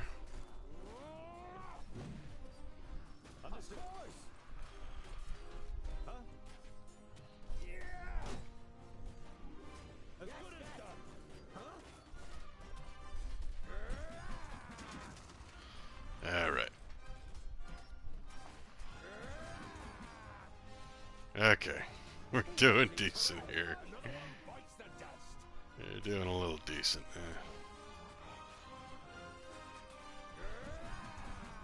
Ah, jeez. I'm not that too easy. On my way. Alright, alright. We're doing decent. We're doing decent. Yes, yes, soon. Huh? Of course.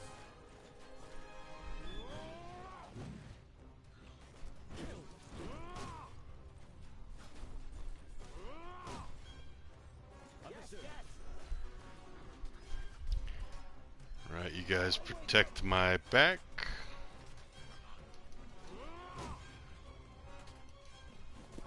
Another one bites the dust.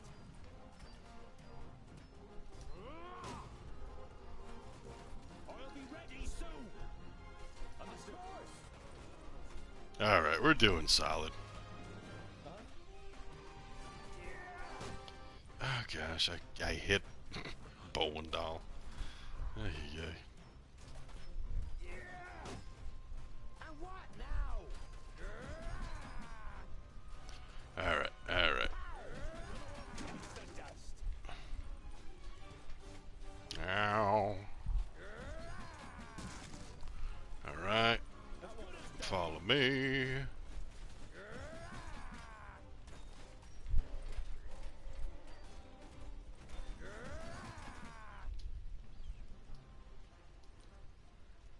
Oh, we did it. Okay.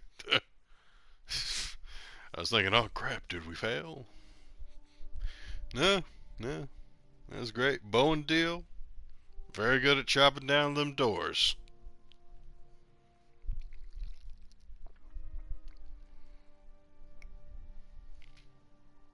As soon as the last orc is killed, you and the twins free the remaining villagers. It would seem the stories are true. Dwarves really are the best orc killers. We don't have much that we can offer you. Maybe we can rustle up some food. That would be great. Thank you. We gladly accept the food. It'll help us on our journey. You say goodbye and continue on your way. Alright. Very good. Very good. That was interesting. I gotta pay attention to those objectives.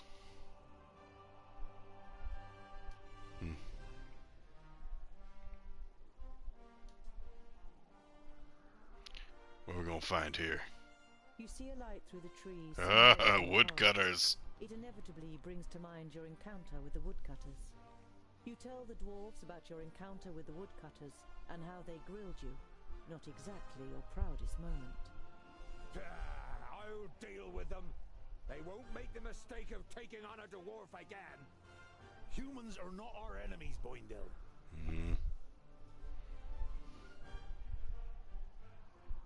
You must confess that you'd have liked to have taught the woodcutters a lesson, but Boendal is right. Beating up humans is not our mission. But a harsh glance from you and Boendal silences Boindil. You continue on your way with a furious Boindil trailing behind. Okay, alright.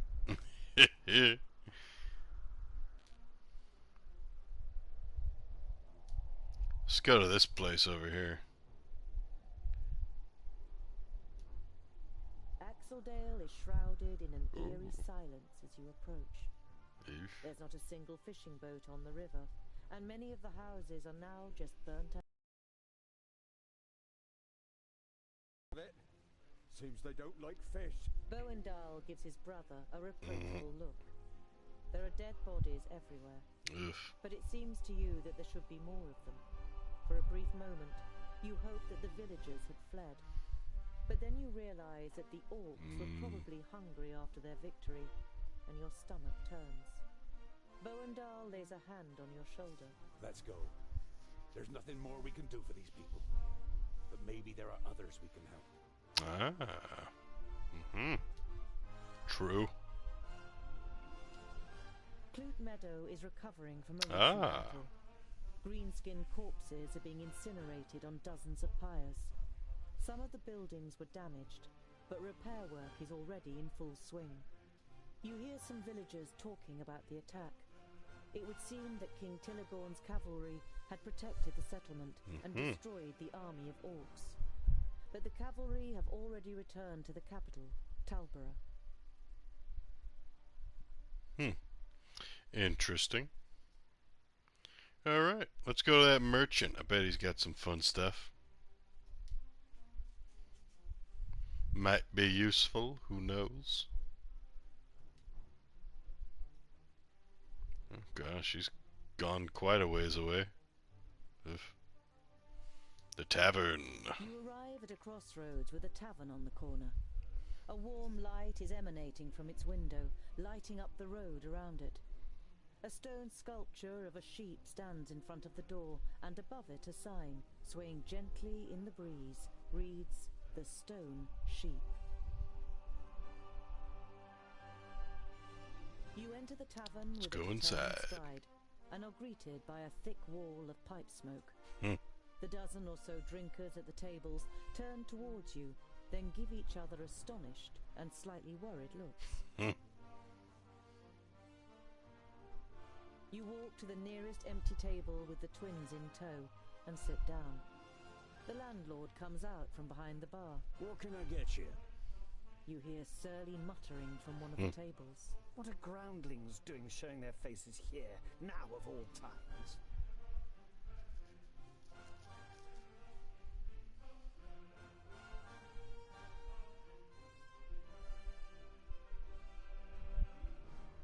You stand up and turn to the room.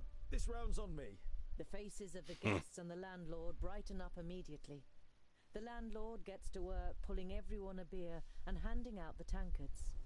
Some of the guests say cheers to you as they get their drinks. Alright, very cool.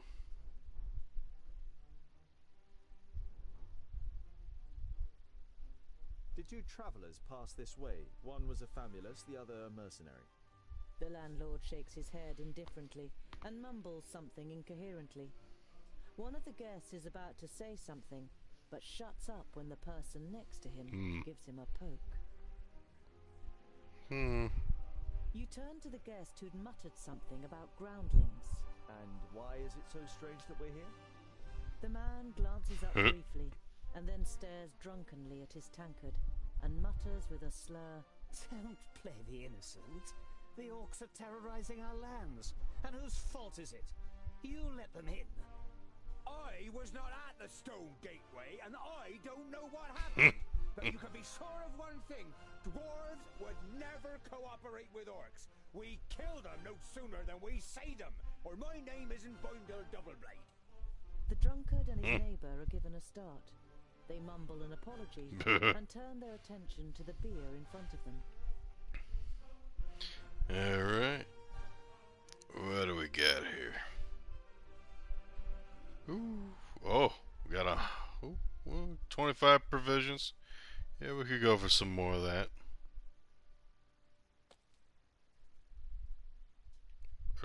Derp, derp. Okay. That's better. Yeah, let's just get another 25 provisions. It was fun. Very fun. Confirm. We'll be on our way. Deals loud protestations about wanting another drink. You say goodbye and set off on your way, accompanied by the twins. That was nice. There are dead orcs lying in the defensive trenches and strewn over the meadows in front of the city. Some of the locals are busy throwing the bodies on pyres, while others repair the minor damage done to the city wall. You enter the city and the garrison at its centre without being spoken to. It is only when you reach a heavy oak door that leads, you assume, to the commanding officer's headquarters, that you are halted by a guard. Dwarves, eh? Seems we aren't to be spared anything these days. What do you want?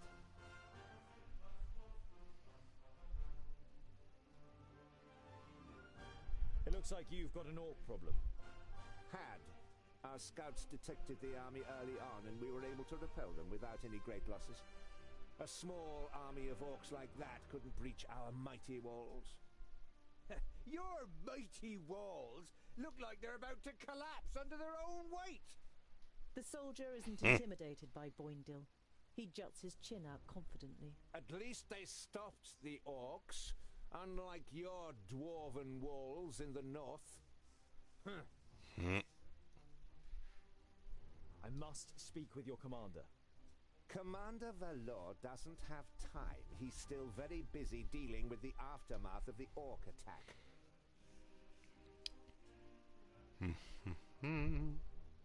Commander Valor is dealing with the orc problem, and I have important information concerning it. I witnessed a meeting of the orc lords. The guard eyes you with interest and tries to judge whether you can be trusted. Finally, he stands up, opens a door, and enters the room ahead of you. The commander looks up from his work. The guard repeats what you told him. Your information about the orcs could be useful. We have fought them back, but not yet defeated them. Come in.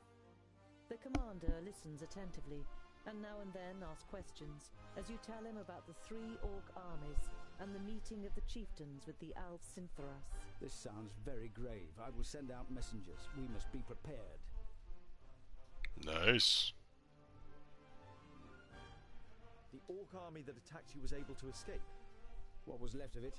They headed south. Unfortunately, I can't send anyone after them until the damage to the wall is repaired.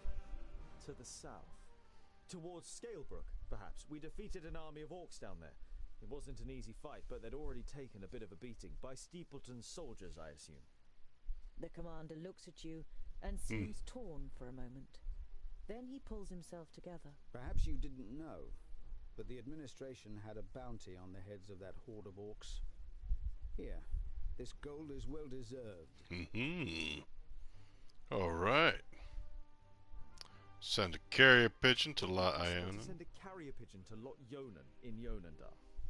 Lot Yonan the Magus, certainly. And as you crushed the orcs, I'll waive the fee. Let me send for a scribe. Thank you. All right. I can write the message myself. Paper and ink will be sufficient. The commander nods. You don't blame him for thinking you're illiterate.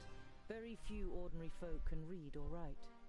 Once the writing materials arrive, you write down a summary of what happened at the meeting of the Alf and the orcs on a tiny piece of paper. A messenger takes the note, nods, and leaves the room. We must press on.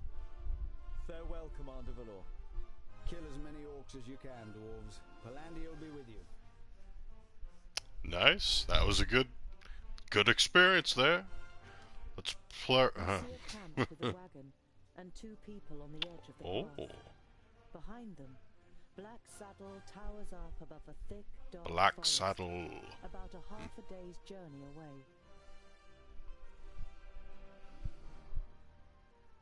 You don't want to give them a shock, so you address them while you're still a distance away. Hello, friends. Is there any space by your fire? The 2 traders look up and visibly jump when they see you 3 dwarves. Ah, hello. Yes, of course. It doesn't escape your attention that you seem to be causing the traders some uneasiness, but you take up their offer and sit down. The twins follow your example. We're only travellers. We're looking for someone who's said to live on Black Saddle. A hermit. Someone who lives here? The traders exchange amazed looks. If they live here, they must be mad. Normally we wouldn't stop and rest here, but the horses are too exhausted. Our departure from Parista was delayed, and we must have driven them too hard.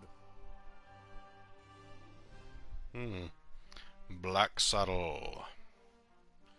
Let's see. From Parista. How are things there? No news to speak of, I'd say. Well, except for Nudin the Knowledge Lusty. You know Nudin the Knowledge Lusty. Lot Yonan introduced him to you many years ago during a visit. What about him? Oh, nothing really. Just rumors. You nod at the trader to continue. He's behaving strangely and disappears into his tower for days on end. Merely looks ill, apparently. But that's what someone I know said. Perhaps he got a spell wrong. Why does Blacksaddle make you feel uneasy? It doesn't look particularly inviting, but it's only a mountain. Only a mountain? You don't know the legend. The trader looks at you and the twins for affirmation, but you all shake your heads. Blacksaddle was once known as Cloud Piercer, and it towered up into the heavens, the upper slopes of pure gold and the summit covered in snow. The humans wanted to attain this wealth, but the smooth slopes and the dazzling summit made the climb impossible. They called on the dwarves to help them. They were able to tunnel up through Cloud Piercer to the top.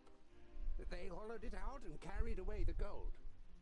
The humans demanded that the treasure be shared, but the dwarves refused, and as they argued, the mountain began to tremble. There were too many holes inside for it to hold together. It collapsed and buried both greedy parties underneath it. The mountain lost its tremendous size and its beauty, and ever since has haunted both humans and dwarves with its erosive hatred, causing even the rocks to turn black over time. Never heard of it. Sounds like human tittle-tattle. Dwarves would never hollow out a mountain so much that it collapses. Alright, what do you got for sale? Provisions. Oh, wow, we got a lot of provisions. Let's see. Buy some of these. Okay, they only have one. Alright. Ooh, gosh. Let's see. Alright. I say that's good. Later in the night, after eating together and some friendly conversation by the campfire, you all decide to sleep. But you take the first watch. It's a night in which nothing happens, and the next morning you also continue on your journey. Ooh, maybe we'll get to meet the dwarf merchant. Oh, that's just a regular merchant. Okay. Never mind. That's probably the merchants we just met. Huh. Okay, let's go Blacksaddle. After a march through the thick pine forest, Blacksaddle, the sinister tabletop mountain, and your journey's destination rises up before you. Alright.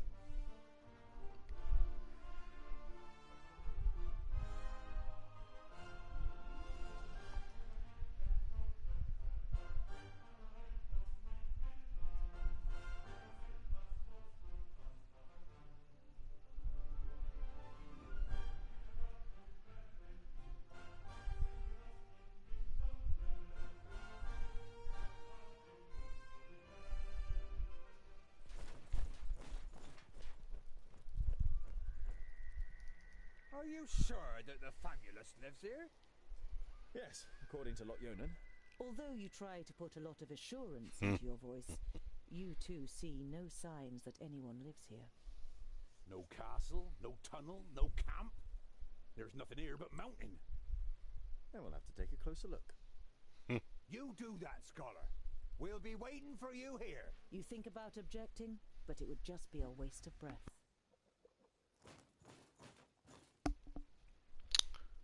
Alright. Oh boy. Look at the forest.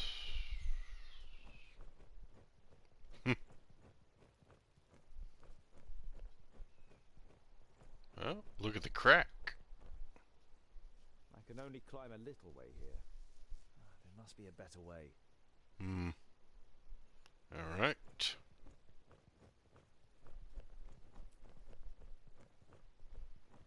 An old tree.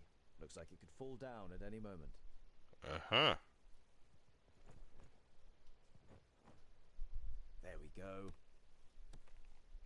There we go. Wonderful.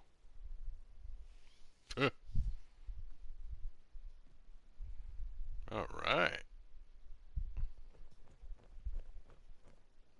If Garen is here, then he is further up. I should find some kind of clue before I climb down again.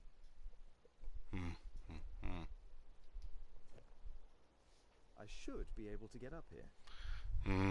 Should. Oh, snap, dude! Oh, gosh. Alright, let's do it again. I hope this is all worth it. That would have been bad. Alright.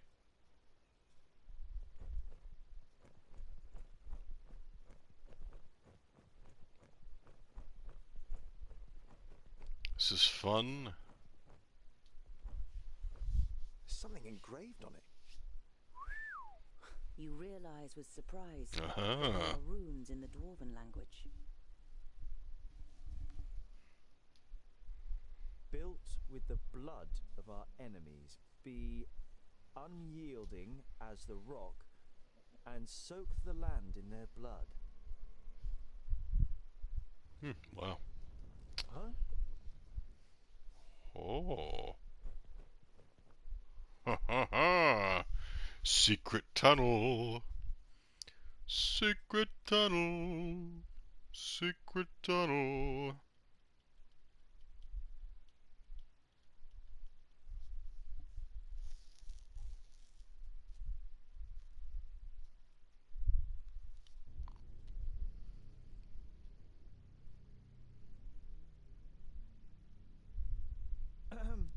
Hello? Oh boy. Oh, runes. It was fun. Oh. Master Garen. Lot Yonan sent me to bring some items back to you.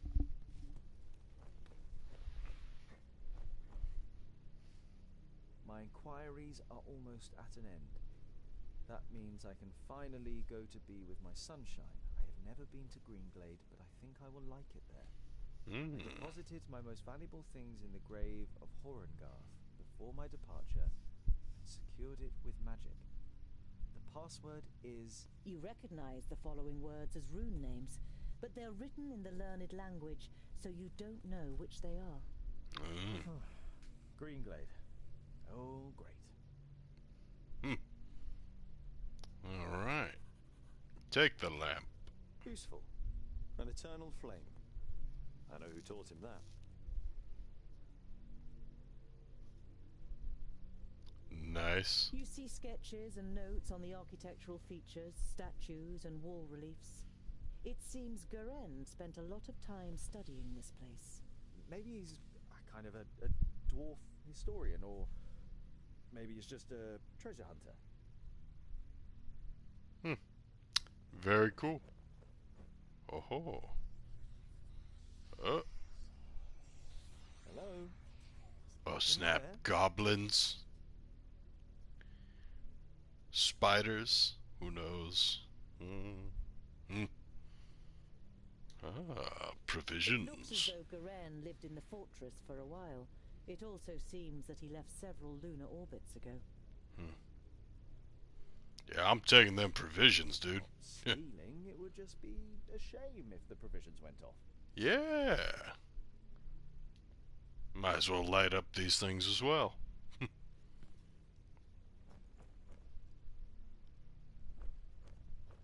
It was fun.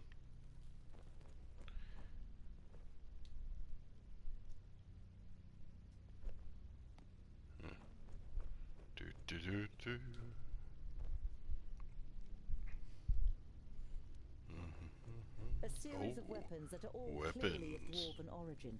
The spider webs and rust suggest they have been here for quite a while. Maybe even centuries. Oh, stairway. Okay. Oh, what do we have here? Oh. Oh, snap ghosts. Oh, whoa, dude. Thirdlings, the fortress belongs to the dwarf haters. Oh. Oh, gosh. The little achievement scared me a bit. A little, you know, that little ping. Break out the ale, it's dwarf time. Hell. Hell yeah, it is.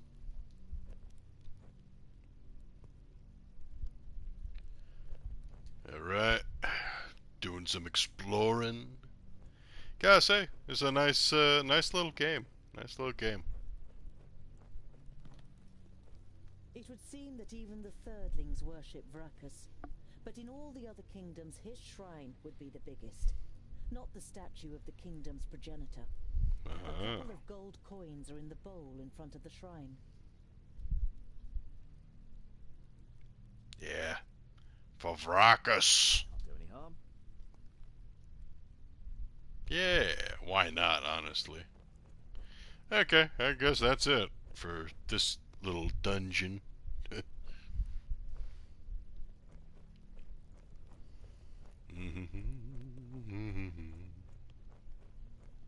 Oh, ruins, alright. Forged in battle. Arise, reborn from the blood of the enemy. You're not sure if you really want to know what was once in this basin. The whole place gives you the feeling that a decent dwarf shouldn't hang around too long.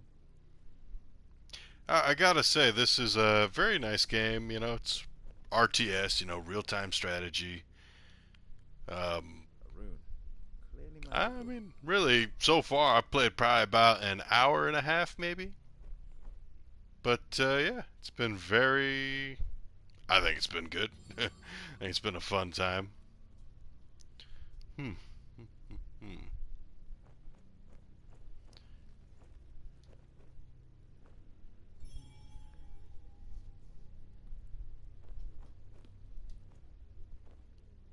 It's kind of been nice. I've been playing a lot of God of War 2018. Been doing a lot of that, and I've been playing, been playing some Fortnite and some Call of Duty Cold War. And just playing a game like this, it's been nice. I enjoy the atmosphere. Never really been a huge D&D person. Just Great. never really Could be buried here. Never really got exposed to that when I was growing up. I'd like to imagine something like this, but who knows? I'm a fan of fantasy, so this is pretty cool.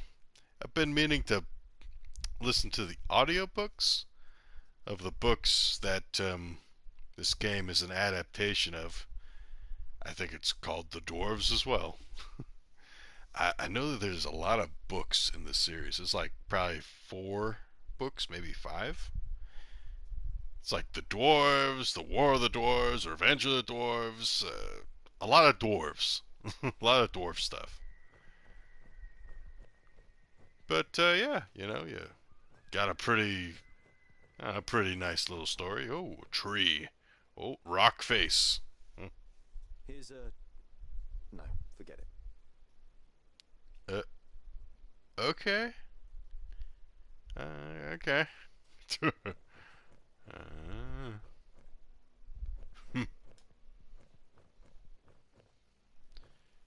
Guess we'll go back to our friend dwarves. Not that far off, depends on the DM.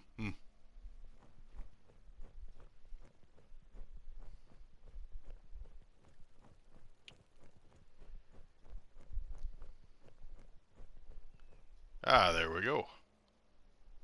So, Scholar, what are the results of your inquiries? There is an abandoned fortress in the mountain, and I think it belonged to the Thirdlings. Boindale's eyes narrowed. The blasted dwarf killers! A Thirdling fortress? Here? In the middle of Girdlegard?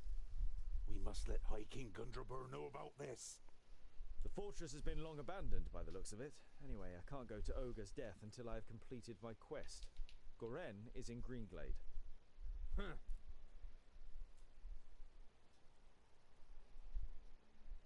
A Thirdling Fortress, here, in the heart of Girdlegard. That's strange, isn't it? And worrying. But they've always been wily. They move in the shadows and kill there too if they can. Do you know their story? I've read about it.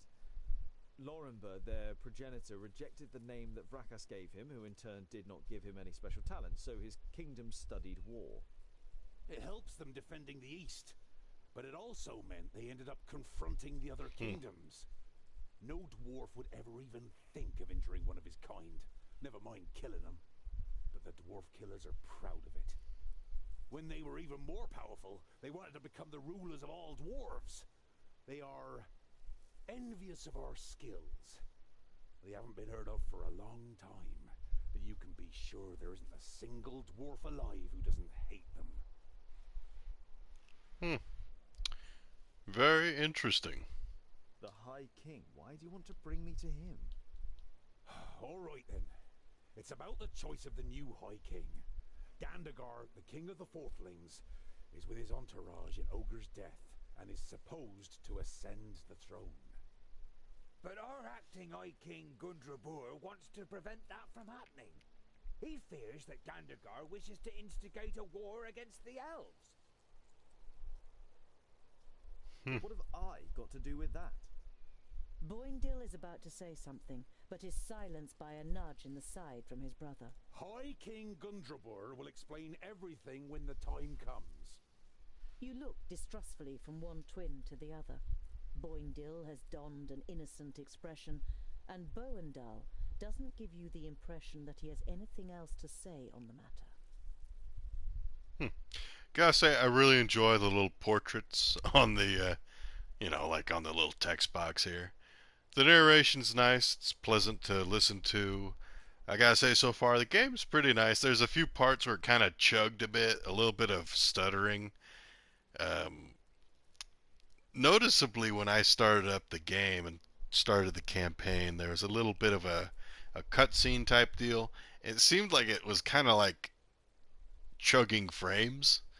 And then there was another part of the game where there was just a lot of fire on the screen and burning buildings, so that really kind of slowed the game down a bit. But I think it's really fun. Occasionally you get some cool little cutscenes that are like fully rendered. It's nice. I think so far we got like some pretty interesting characters. And yeah, I'm really interested in seeing where the game goes from here.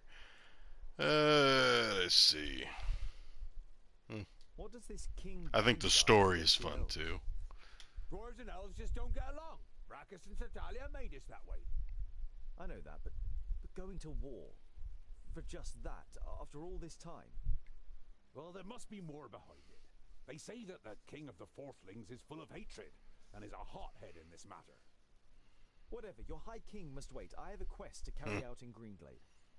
But our quest is... Boindil raises a placatory hand and throws his rucksack onto his back in preparation. Let it be, dear brother. Look at him. He has made his decision, and you will not be able to change his stubborn dwarven mind. You can't help but smile. But yeah, gotta say, it's a fun game. Looking forward to playing more of it. I remember watching a bit of a playthrough by Rude Devil on YouTube. RUUD Devil. But yeah, watched that, gosh, years ago. Then I saw this on the PlayStation Store not too long ago, and I was like, hey, why not? This would be fun. And I gotta say, this is pretty relaxing. There are some moments, at least with some of the gameplay, where you're actually fighting and trying to strategize, where you're like, okay, what am I supposed to do here? Or, whoops, this is getting kind of intense, but it's pretty good. It's been a fun experience. A young couple are sitting on the box seat, clearly in love and more interested in each other than the rest of the world around them. The sight reminds you of a long, unanswered question. So, I was wondering, what do female dwarves look like? Pretty. Very pretty.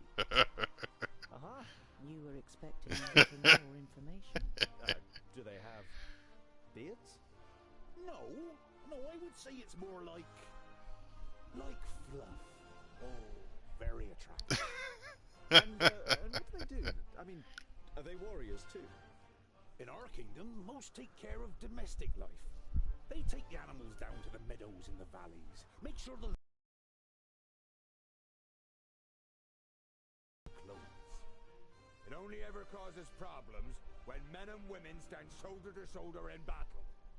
Some of them are talented stonemasons and smiths. And beware of insulting their skills. They are no less proud than we are. That's fun. Like, you know, it's kind of like the world building of like a fantasy setting. I think it's interesting to, I guess, partake of, you know. It's been a while. It's been a good long while since I've enjoyed some nice fantasy. I mean, I was playing God of War 2018, but that's a lot of pre-established Norse mythology with, honestly, with some liberties taken, with some twists. But it's nice. It's something that I don't really enjoy, or enjoy? Something I don't usually partake of. Something that I don't usually acquire or come across, at least in my daily life. It's been a while. Between work and all that other stuff. So we meet again, Ah, the merchant. Tundil, wasn't it? Interested in buying something? Not really. We'll press on. Say goodbye to the traders Yeah. and continue your journey. Not hugely interested. Alright, Porista. The closer you get to Porista, the livelier the streets become. Many of the large buildings in the city are even taller than the high city wall. But one building towers above them all, the palace. Its dome gleams white in the sun. It is the seat of the Council of Magi, and its central tower, which juts high into the sky, serves as a waypoint for travelers as far as 50 miles away. You reach the Council's palace, but are stopped in front of its gates by a guard. The Council of Magi is convened to take care of the parish land. They mustn't be disturbed. The parish land? You mean the barrier? Is there something wrong with it? The guard shrugs his shoulders. Won't be anything the council can't sort out. Alright. I'd like to meet that dwarf merchant. I'd like to meet him. Oh, we might get lucky.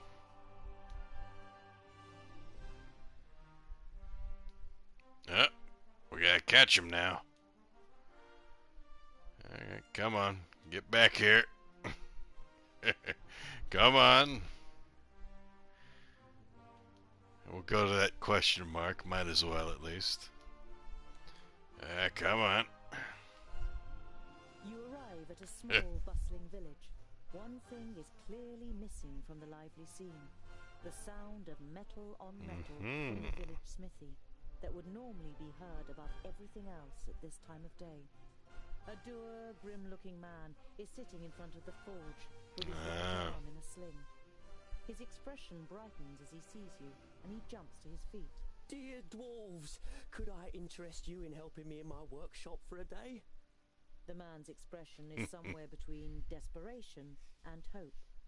As you don't answer immediately, he continues. You will, of course, be royally rewarded for your work. I can offer you 100 gold pieces. 100 gold pieces, you say? That's pretty good. We bought a whole round of ale for everybody in the tavern for 10 gold pieces, so yeah. Let's do that. I'll help you. I worked in a forge for a while. You modestly conceal that in this case, a while means almost a whole human lifetime. A little later, you are standing in the workshop, examining the smith's inferior tools, while he fires up the forge and prepares everything for the job as well as he can with just one good arm.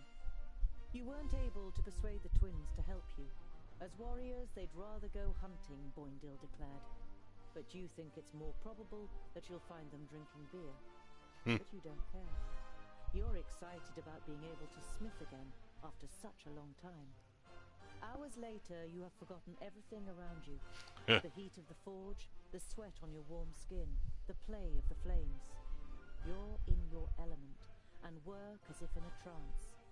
The smith left the workshop ages ago with a satisfied grin on his face. Wait, I'm talking to you. You look up in surprise. Everything but the beating of the hammer had ceased to exist, and you didn't notice that someone has come in. Can you do it? You immediately dislike the middle-aged man.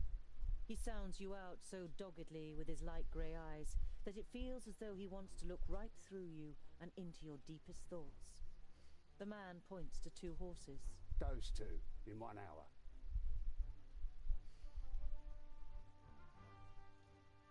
These 2 need shoeing. Oh, no problem. The man doesn't look convinced, but you get to work with confidence after examining the horses' hooves. 2 more armed men are standing next to the horses, sizing you up. You concentrate on the work. The only sound you hear is the melodic beat of the hammer against the anvil. You keep track of the armed men out of the corner of your eyes. You suspect they are mercenaries. While you're fitting the 3rd horseshoe, another armed man enters the forge and speaks in hushed tones with the leader of the group. He's the only one here. The man nods Oh, in your boy. direction, and you quickly shift your attention back to the work.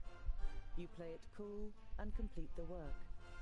As the leader of the mercenaries pays you, you have the feeling that he is trying to transfix you with his eyes. The men leave the workshop without a word. Strange. So, you're mercenaries, I take it? You're only trying to engage in conversation, but the man looks at you incredulously, as if he didn't expect dwarves to be able to talk. Something like that. Got lots of work? Oh, do you know anything about the armies of orcs from the south? We can't complain. The man's tone makes it clear that the conversation... As the leader of the mercenaries... Alright. Yeah. You ignore the Not horsemen interested in and following them. concentrate on your work. When you tell the twins about your visitors later on, they know exactly who you're talking about. They encountered them on the way back from hunting. You spend the night in the smith's house and continue on your way, with your well-earned reward the next morning. Very nice. Let's go meet that dwarf merchant. There we go. In the evening, you make an unusual discovery on the side of the road. A colourful trader's wagon has been carelessly abandoned, with not a soul in sight. I don't like the look of this one bit, Boindil. You take a look around there, I'll stay on this side. Tungdil, you check the surrounding area, and be careful. You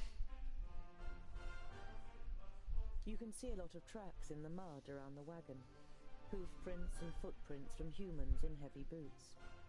At least half a dozen long ones must have approached the wagon from the woods on both sides. You scan the road and the woods on both sides. Apart from the twins who are fighting their way through the undergrowth within earshot, you can't hear or see anyone. The wagon itself isn't damaged, nor is the drawbar, but the belts and leashes that normally hold the draft animals have been cut clean through. The dwindling daylight provides little light inside the wagon. It smells of leather, spices, and candles. And there's another smell in the air, which you can't quite place. It reminds you of your forge in Lot Yonan's vaults, but different. It is messy, but no more so than you would expect from a single dwarf. The bed is rumpled, and there are tools and leftover materials piled up on the little workbench. There are several cupboards hanging on the right-hand wall. At the end of the wagon, there's a large wardrobe, and next to the door on the left is a heavy wooden chest with rusty metal hinges. The smaller cupboards are piled high with a multitude of tins and boxes, all filled with odds and ends that the trader offered for sale to customers on his trips. Nothing of real interest. You reach for the knob of the wardrobe, and then stop. The rug in front of the wardrobe squelches as you step on it, as if you had stepped in a puddle. You try to work out what has soaked the rug, when suddenly The door of the wardrobe springs open, and something bounces into you. Oh, dude. You take a step back. It's a dead body. The realization of what hit you makes Oh, you take 2 more. snap. Lying on the floor in front of you is the body of Oh. a dwarf, headless. His head has been cut clean from his neck. Crap. The dwarf is wearing clothes that look more like human robes and bears no coat of arms that would identify his kingdom. You didn't know him, but no one deserves to die like this. Well, crap. Let me examine the His corpse. head has been cut off cleanly, probably with a sharp blade. A quick glance in the wardrobe confirms what you already suspect. The dwarf's head is nowhere to be seen. Well. As you try to lift the lid of the chest, you realize that the lock has been broken out of the wood. You open the lid and look inside. Amongst clothes and some empty boxes, you find a loot case and a beautiful loot of the kind that humans build, as well as a bag of bread and cured meat. Well. Gonna take the food. You take the bread and the cured meat. The extra provisions should keep you going for a few days. And let's take the loot. You take the loot. You can't play, but an instrument like this is worth good gold. I was kind of hoping to find the dwarf merchant alive. Well, that's too bad. You give a short, sharp whistle, and the twins come running at the double. You tell them what you found. A group of horsemen with heavy boots has been here. And I found Mort in the wagon. Mort. Beheaded. I have a hunch that the mercenaries from Fallow Rock have something to do with this. Wretched dwarf killers! You can tell that Boindil wants revenge and can understand his feelings well. You wrap the body in linen, dig a hole in the woods, and place the body in it. You lay a couple of his tools and other personal belongings you found in the wagon next to him. You wish there was more you could do for him. No. You continue on your journey in gloomy spirits. Sheesh. That's sad. Well, can't be helped.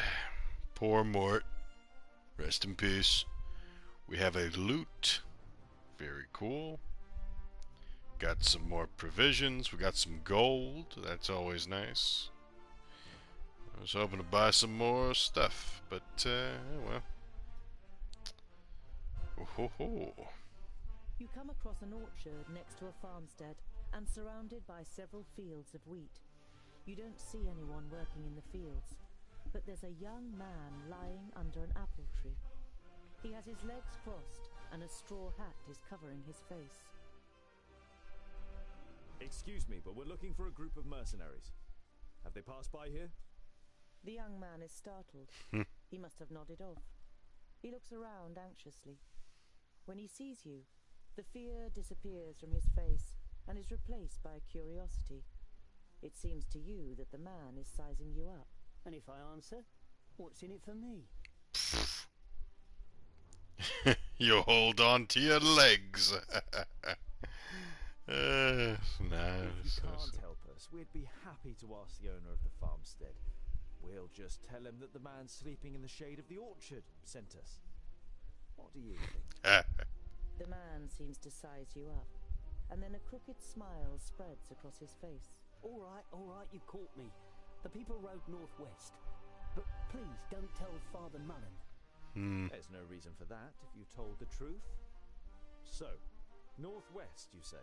You continue on your journey, while the lazy labourer sinks back into the grass. Northwest?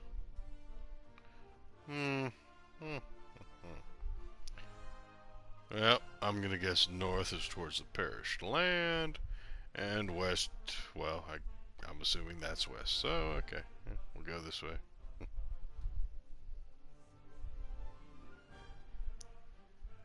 Clintal. The first thing you notice as you enter the village of Clintal is how quiet it is. There's hardly a soul in the streets, and the few people you do see immediately disappear into their houses as you get closer. Boindil draws his axes, and Boendal his raven's beak. Something's not quite right here. Be alert. Oh boy. You walk on until you reach the village square. Without a word, Oh boy. men enter the square from the left and the right, cutting off your way. You recognize the leader of the group of mercenaries, looking you over with a satisfied expression. Standing next to him is a frail man with greying hair, who doesn't seem able to cope with the situation. He tries several times to say something, but can't find the right words. Are you going to kill us just like you killed the traveling trader? The leader of the mercenaries shakes his head sadly and seems shaken. You fiends want to lay the blame on us? You damn murderers! What? Murderers? Come here, dwarf killer! Are you denying your terrible deed? You were seen murdering poor old Mort, one of your kind, in cold blood. The old man points unnecessarily to the leader of the mercenaries. What?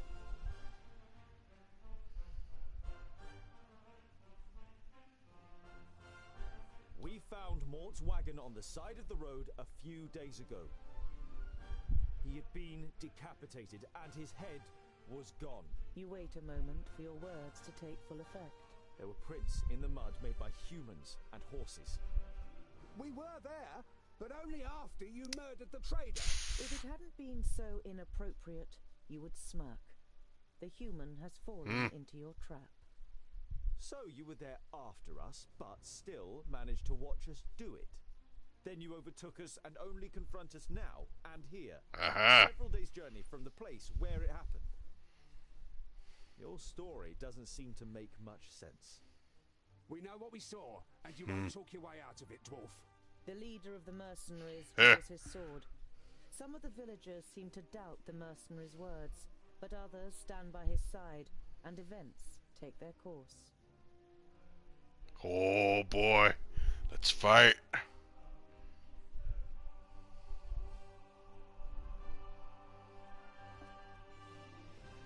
Ready to kill some evil mercenaries.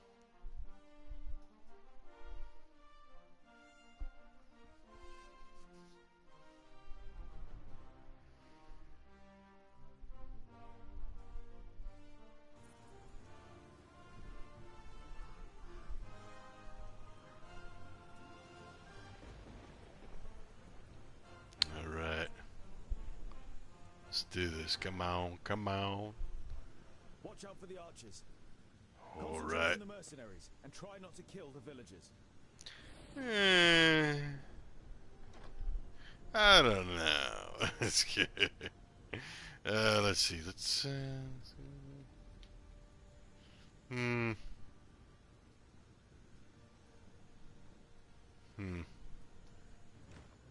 Let's do this. Kill the mercenaries. Kill them all. I can't do that yet. Please come help me. Help me, friends.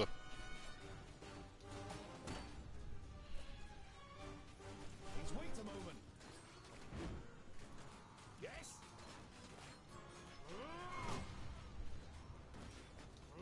They're hitting me pretty hard. What is it? Oh, crap, dude.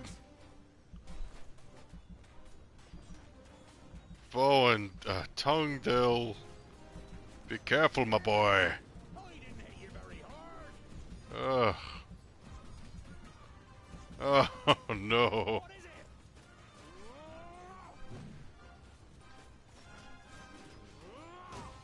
He hardly put up a fight.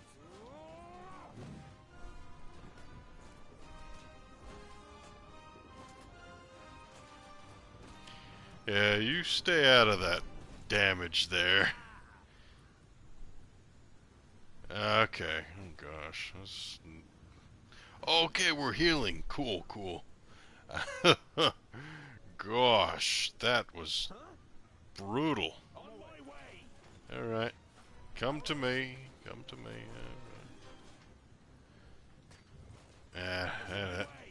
Let's go take out the archers.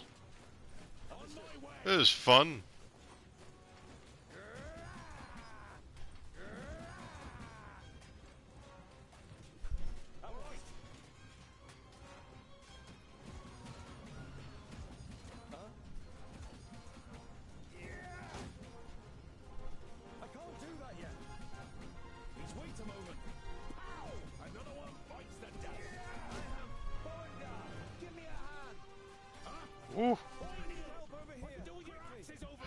Oh, jeez. We are not doing so hot. Alright.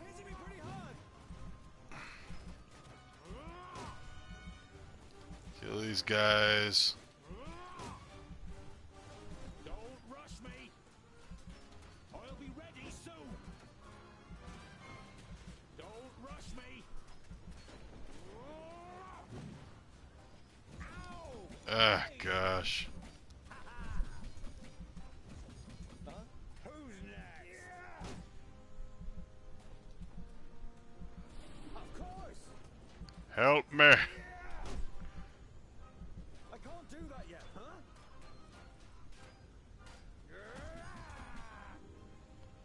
Oh, goodness. On my way. Ah, we can't revive him. Gosh dang it. Ugh.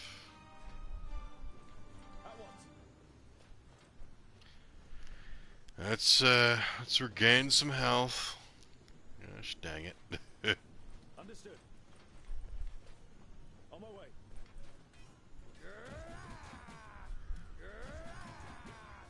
I'm not that quick. Huh?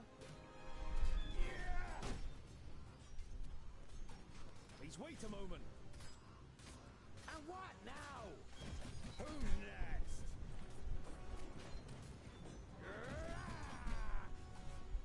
Yes, yes, so.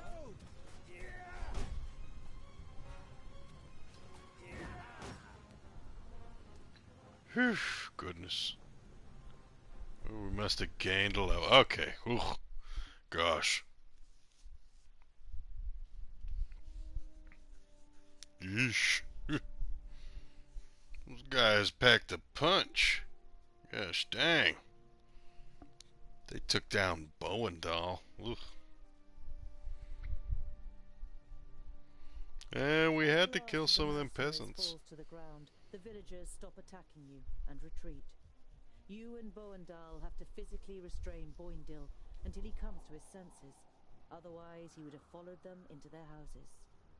You walk up to the body of the mercenaries' leader and search his pockets. You soon find something. A letter. An anonymous client seeks skulls cleanly cut, shorn, and put into jars with honey. 1,000 gold coins will be paid for each skull. Khan, Bounty Hunters Guild Master.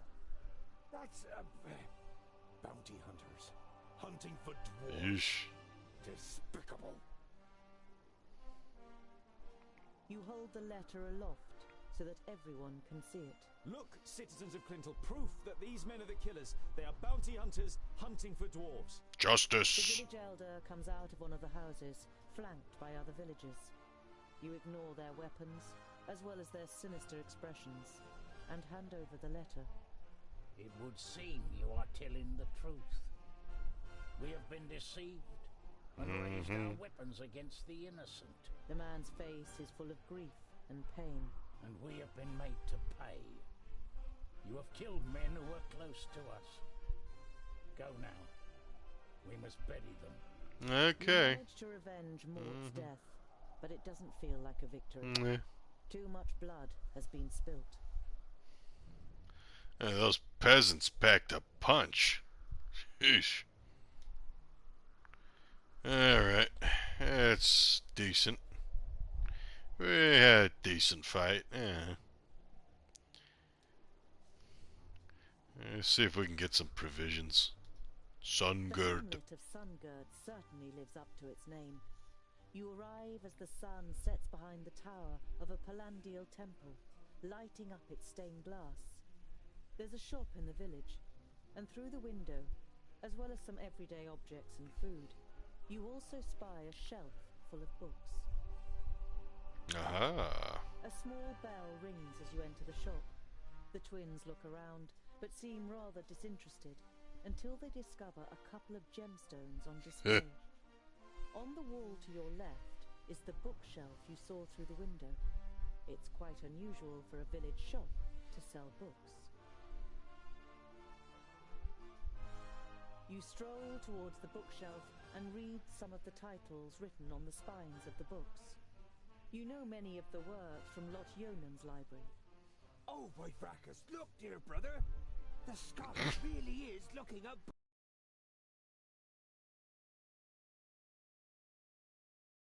Boindil throws his arm around your shoulder and pulls you slowly away from the bookshelf. What if someone sees you? Here, this is more our kind of thing. You follow him reluctantly and are shown the selection of gemstones. What do you got for sale? Oh. Alright. Useful. There's some provisions. Buying a lot of provisions. Yeah. Another 25 provisions. And let's buy one of those. Yeah, might as well. Alright. Alrighty. Let us continue to Greenglade. Boindil is walking next to you in silence. Now and then he looks at you from the side. And you really do like books? Yeah, I'm curious.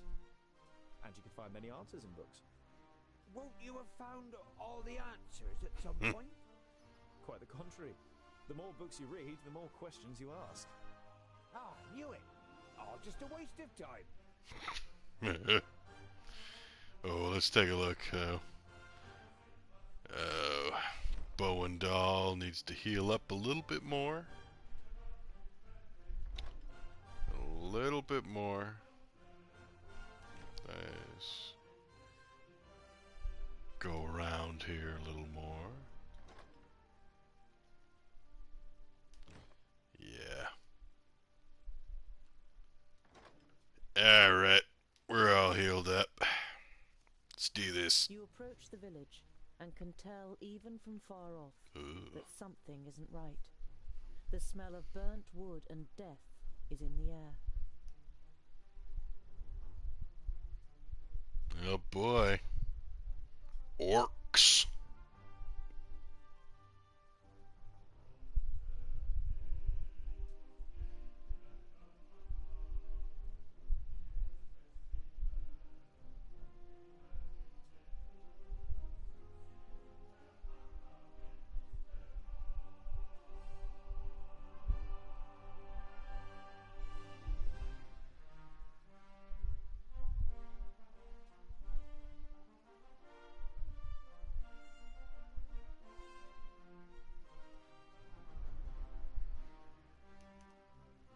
I might as well tweet this out, actually. You've really shown those pointy ears. Piggies. Couldn't have done it any better. Stay alert. I want to find out what happened to Goren. Let's pause. Alright, might as well tweet this out. Just chilling with some dwarves. Just chilling out with some dwarf gameplay.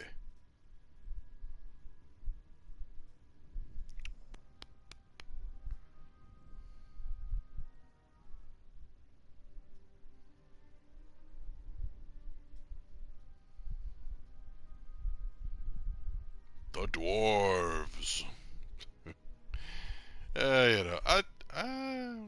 Who knows? Maybe I'll go for like another hour. This is a fun time, I think.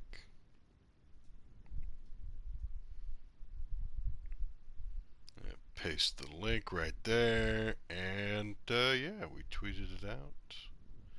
I gotta be better with that, to tweeting out this stuff. But let's find Goren. A painting. The hand that painted this picture was that of a master. It is composed exclusively in shades of red, but every single little detail is painstakingly and precisely reflected. Trees, the remains of buildings, bodies. You hesitate. Oh, jeez. It portrays the village in its state of ruin. Examining the canvas more closely, you realize that it is actually made of skin.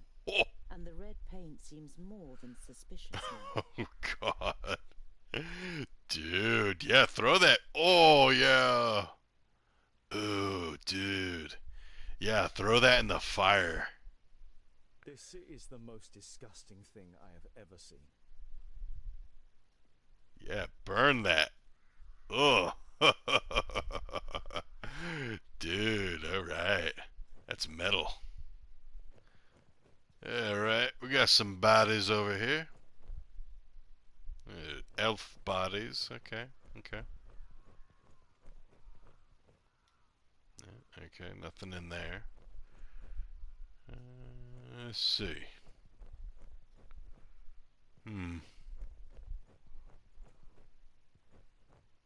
Yep, okay, okay.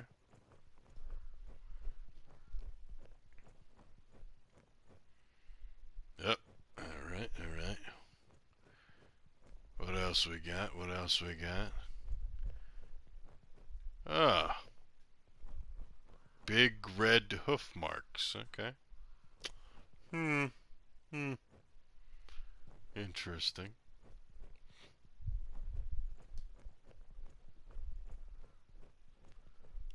Hoofprints burned into the ground. Oh, gosh. Fire? The fire in Boindale's eyes flares up with delight. Huzzah! That would make a change from those stupid Peggies. Did you hear that, brother? We might get to test our blades on Tion's pointy ears. Ah. Got like a Hellsteed or something, huh? Alright, fire. Alright, alright. Green Glade was one of the few places in Girdlegard where humans and elves live together. You don't see any elven features among all the faces contorted with pain and fear. You look away.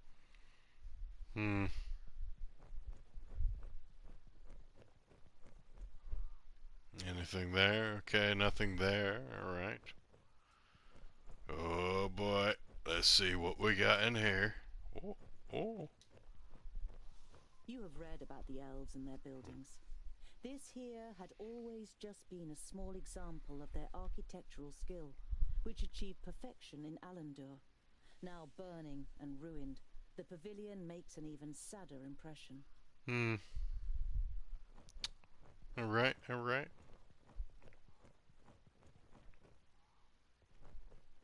Oh, dude, that must be our guy. The body of the man is riddled with arrows and is lying in a small patch of undamaged ground, while a sea of flames must have raged in a circle around him. The robes remind you of those of Lot Yonan's famuli. This, plus the fact that the man used magic, makes you quite sure that this is Garen.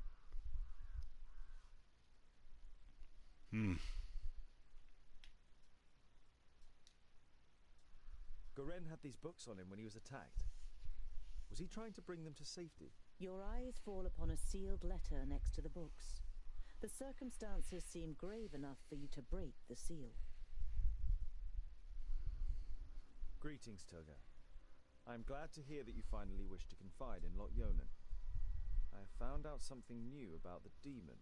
It's all written in these books. I think they are the key to his destruction, or I hope so, at least. Yours faithfully, Goren. Alright. What demon are they talking about? You instinctively think about how the magical barrier is only a few days' march north of here. And beyond it, Varakas only knows what kind of creatures live in the Perish Land. Alright, alright. I mean, I think that's about all I can find here. What else we got?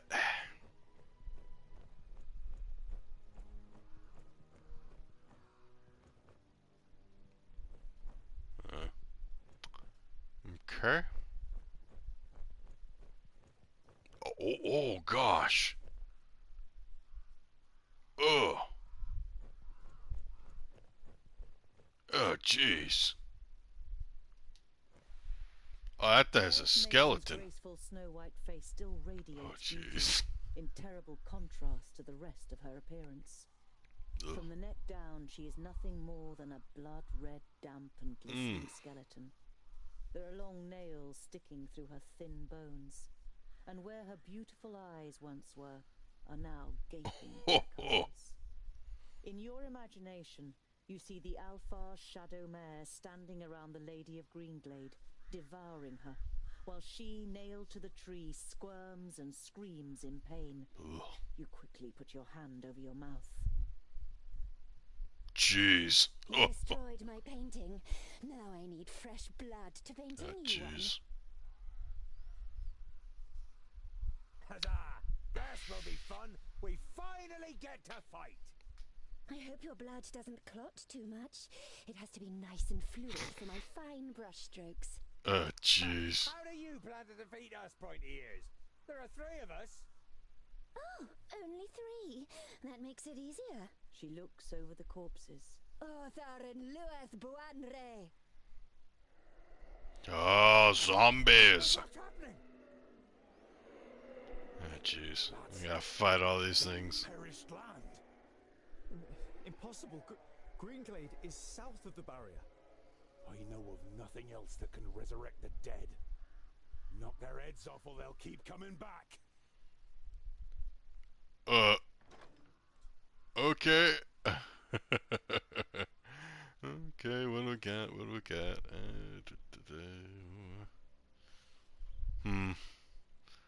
Oh gosh, I better give him something. Potion or something. We'll give him that. You can have that. Frost scarf. No. Give you that.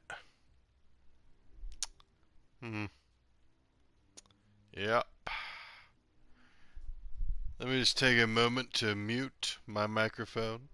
I will be back very briefly here, and we will begin this fight against the Alpha.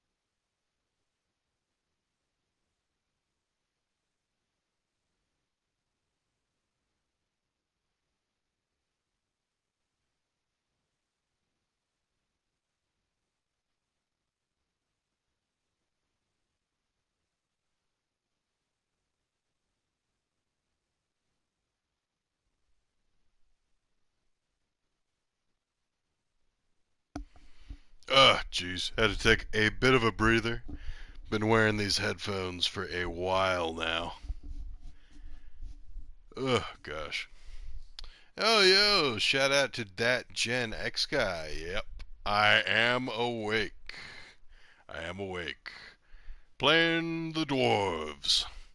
Gonna fight some evil things and kill something. Alright, what do we got here? Okay. Oh, gosh.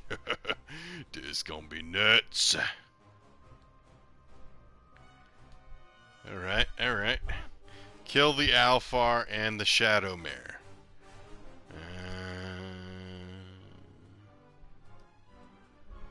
Okay, yeah, we'll hit that. Let's kill that horse thing. Yeah, let's do it. Alright. Oh gosh. Got my audio on my phone. Okay, there we go. Let's see this. Okay, yeah, we did some damage. It's not bad. Oh man, you're gonna have a bad time there, bud. Let's see, yeah. Take out the dumb horse thing.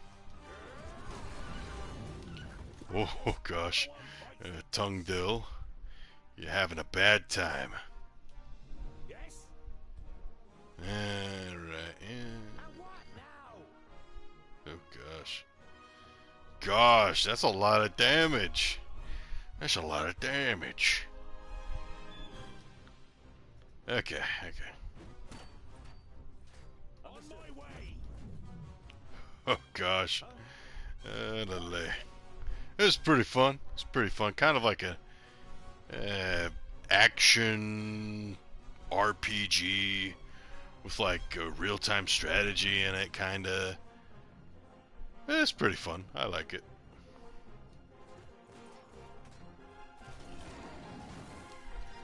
Oh boy. Yeah, this horse thing.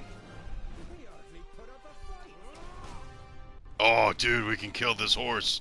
We can totally kill this horse. Okay, come on. Yeah, it's dead. Okay. Alrighty. Alright. What do we got here?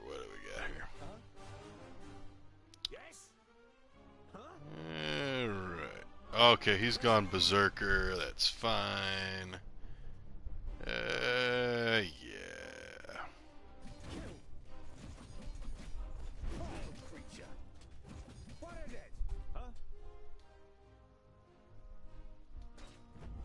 He hardly put up a fight.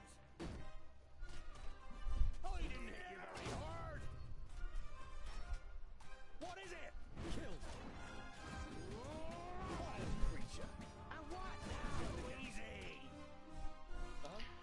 Alright. Oh, yep, that's juicy. Very juicy. Yeah. Oh, no, we don't want to hit him. Don't hit Bowen Doll. How are you doing, Gen X? Hope you're doing good. Mr. Man. Yes. Let's see. Yeah, we'll do that. Alright, we're doing pretty decent. We're doing pretty decent.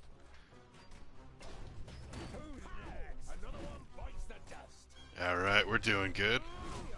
We're taking down these zombies.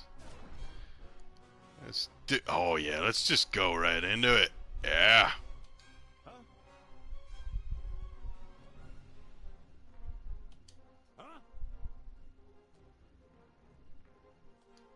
Oh yeah. Yeah, let's unload.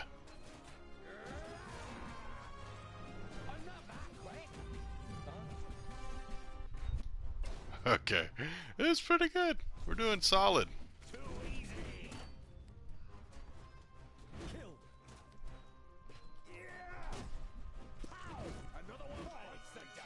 Alright. There's a lot of zombies, but we've been doing well. Been doing very well. Let's do this here. Yep. Killed. I didn't hit you very hard. Yeah. Who's next? What is it? And again. And what now? Yep. Oh yeah. This pointy ear ain't got a chance.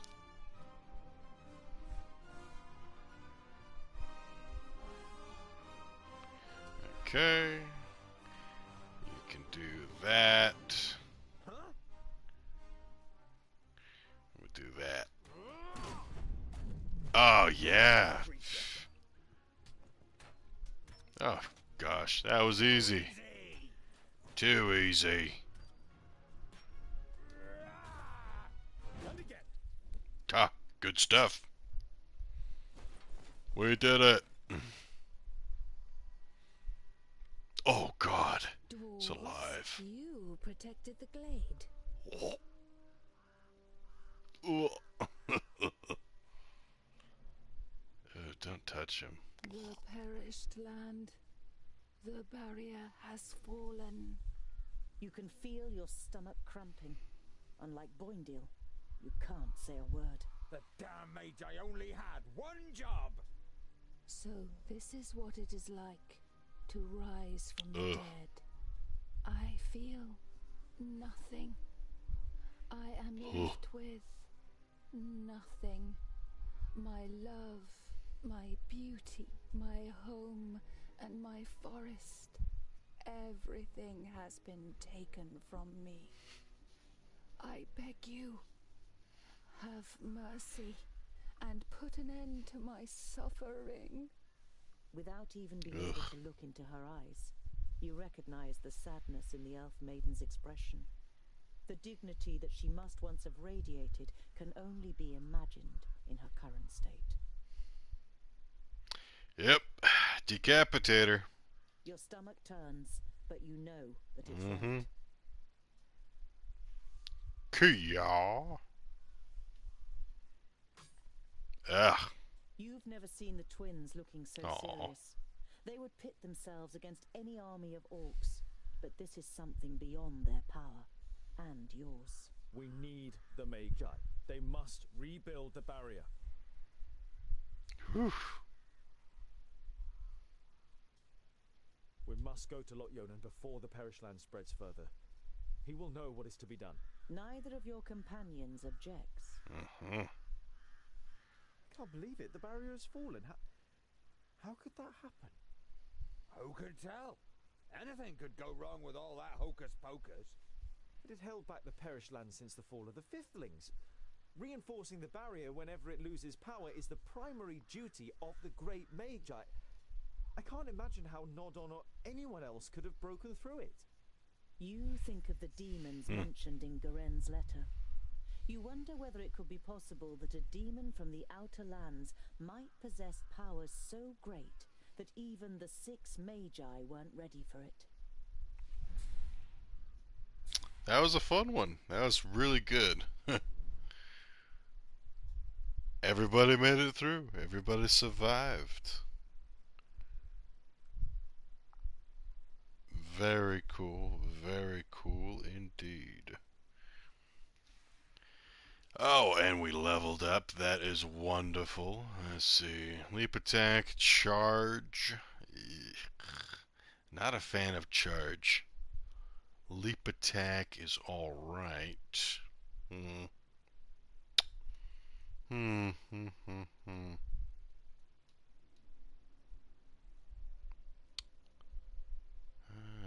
Let's see.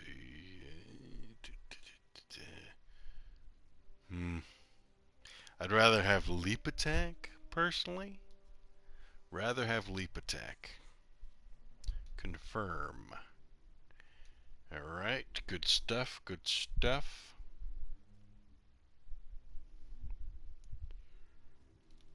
We're having a good time, we're having a good time. We got zombies. Evil magic, dark magic. Bringing back the dead. Alright, and now we gotta go all the way back. Ugh, alright. Well, alright. Surprised these guys have not leveled up yet, actually.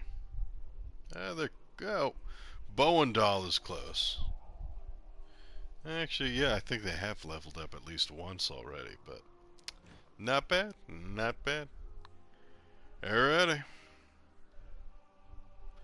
I mean, I guess I'd want to go to Parista, but who knows. Every evening since you left Greenglade, you have looked at Garen's books and tried to prize out the knowledge that they hold. But now, you must admit to yourself that you can't decipher them. They are written in the learned language for High Magi, and Lot-Yonan didn't teach you that. However, you're sure that the books are important. Why else would Garen want them sent to Turga the Fair-Faced? You put them away with a sigh, and your eyes remain on the bag that Lot-Yonan gave you. Did Garen...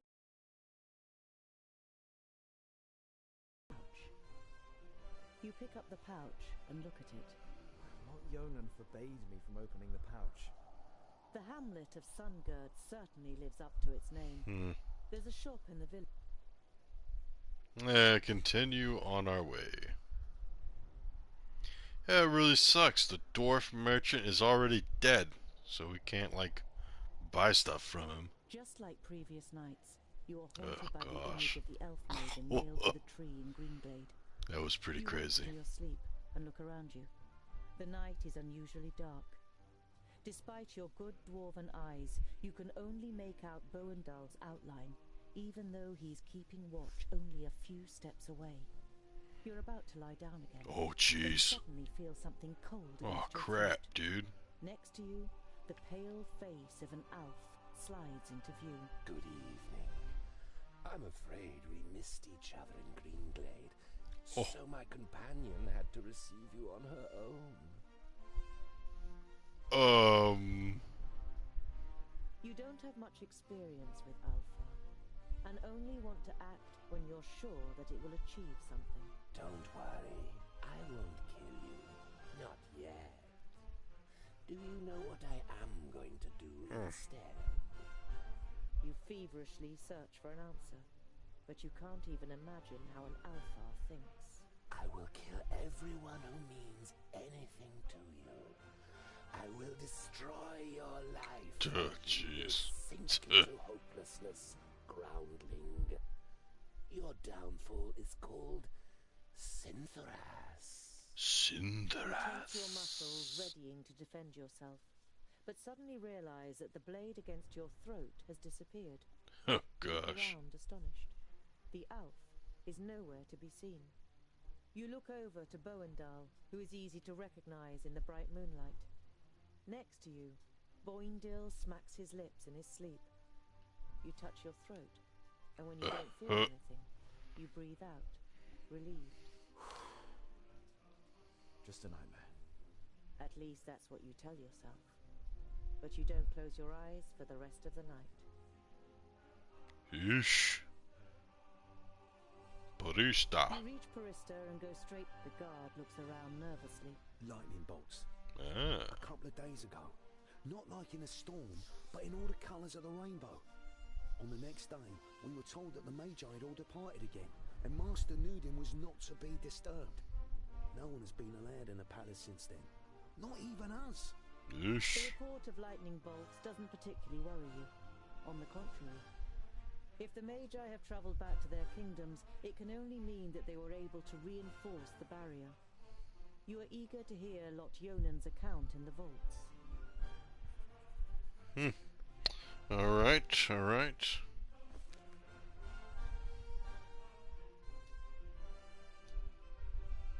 The double fold. What does that mean? Anyway.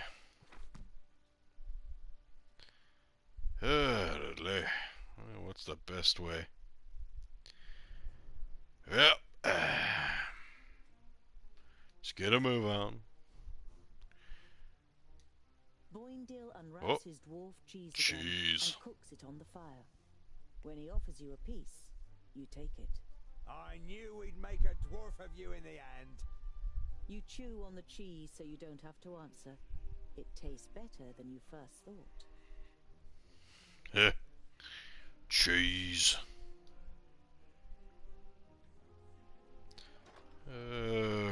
Okay, yeah, we still got a lot of provisions. That's always nice. Kind of a lot of nothing in between. Nothing even at Steepleton, okay.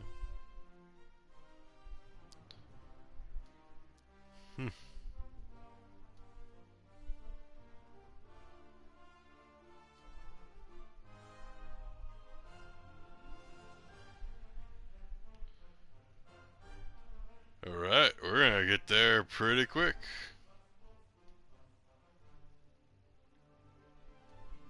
Why are the Magus' vaults here in the middle of nowhere? And why does the Lord of Yonandar live in a vault and not in a castle? It's to do with the magical fields that spread out under Girdlegard. So the 5 magical realms are found where the fields are at their strongest. And that's why he lives in the vaults? To be closer to the underground magic? No, it's more to do with security. 200 students of magic and well, a source of almost unlimited magical energy. The Magus thought that an underground vault was a more suitable place to train than Master Nudin's tower in the middle of Parista. When your journey leads you once more to Calmstead, the villagers recognize you from far off and greet you warmly. Once the children notice you, they come running and bombard you with questions about dwarves. You talk to the children and the villagers until it turns dark, and after a short night, you set off again. Well, that's pleasant.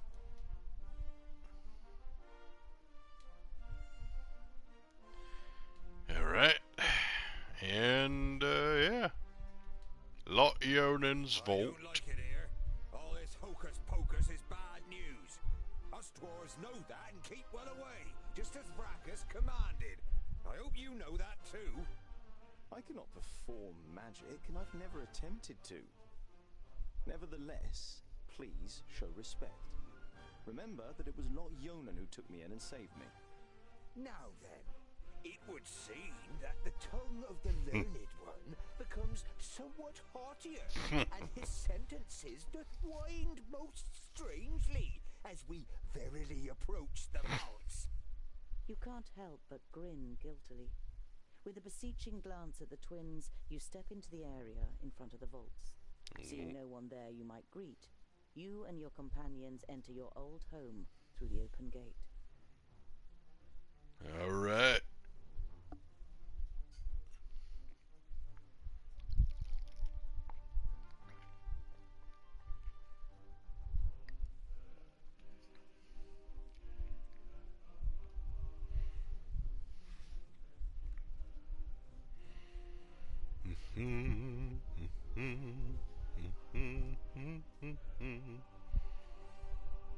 Who the hell built this tunnel? Boendal examines the crumbling roof with a mixture of disbelief and indignation. Be quiet. I want to surprise them. Is that such a good idea? What if we give your master such a shock that he casts a spell on us? I don't want to be turned into a mouse or a bar of soap. It is unusually quiet in the vaults, but the smell of dinner is in the air. You imagine Frala looking up at you from her cooking pot in the kitchen and smiling. Ah, there's boiled and roasted meat for dinner. Come on. That's no reason to go and get ourselves turned into something weird. We'll stay here until you're finished with your little game. Alrighty. Let's do this. Let's get some food. Ah, empty. Lumps of meat rise up and appear on the brown, bubbling surface of the soup before sinking back down out of sight. The hearty smell makes your mouth water. Oh, crap, dude. A human foot. Your stomach turns. Oh, You fight snap, hard against dude. the impulse to run out of the kitchen screaming. Oh, crap. Everyone's dead. Nothing like human foot soup. I heard of ham bone soup. I ain't heard of no human bone soup. Anyway.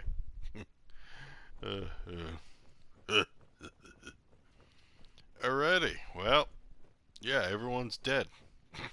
So I You think. look around the workshop with growing panic. Oh, Nowhere boy. to be seen. Well.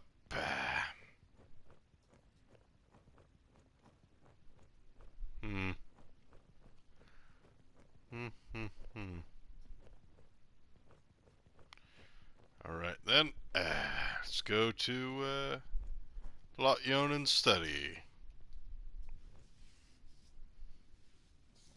Oh.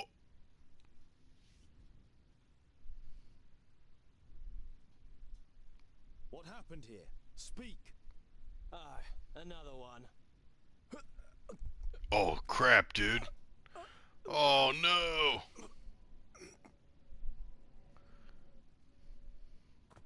Oh yeah, kill him.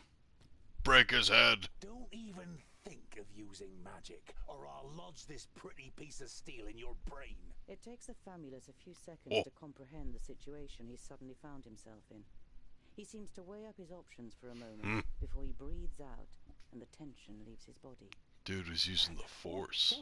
Alright, I won't use magic. Yeah.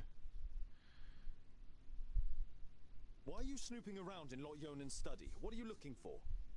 I'm looking for artifacts that Lot Yonan, when he was in Parista, claimed he had forgotten and left in a cupboard. And for the books that were stolen from Greenglade. I'm guessing you're the dwarves that stole the books. What does your master want with the artifacts and the books? I don't know.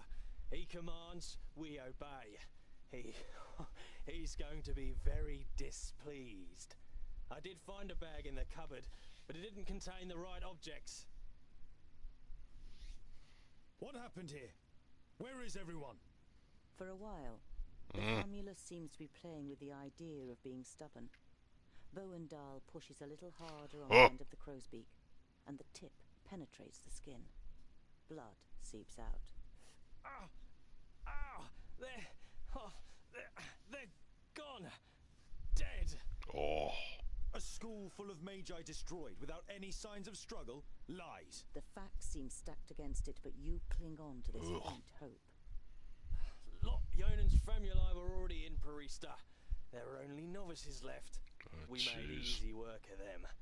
The Elfar, Syntharas, he insisted on being part of the raid after he found out that you grew up here. He opened the gates and killed most of those here before they even knew what was happening. In your mind's eye, you see a pale face appearing from the darkness. You saw what Elfar are capable of in Greenglade. You push the thought to the back of your mind and try to keep a clear head. Lot Yonan, where is he? Nodon killed him. Oh, he crap. killed all of them in Parista. There's no one left in Girdlegard who can take on the last Magus. You're saying that someone took on all 6 of the Magi at once and defeated them? Ridiculous. 5 Magi. My master Nudin is Nodon Doublefold, the lord of the perished land and soon to be lord of Girdlegard. He killed the masters, and the apprentices followed soon after. They're all gone, and he changed the magic field so that only we can use them. An icy hand grabs your heart. It's impossible that there's only a single Magus left, and he's not fighting against, but for the perished land. I've had enough of your lies. They're alive. Lot Yonan escaped and has gathered his apprentices, Frala, and the others around him to fight against Nodon. We just have to find them. The war was over before you even noticed it had begun. Nodon cannot be stopped. He is on his way here and will just... We will leave immediately. This news is of great importance to the Council of Dwarves. I'm not going anywhere. I have to find my friends and I... Orcs! Lots of them! Orcs. Alright. It's gonna be a fight. You ready? Beat back the attackers. Okay. Okay, this is a pretty decent spot, actually. Yes? And what now? He hardly put up a fight.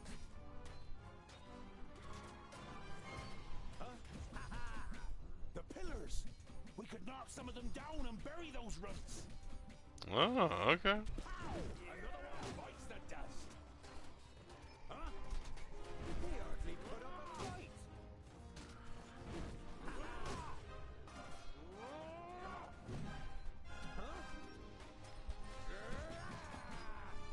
Yes?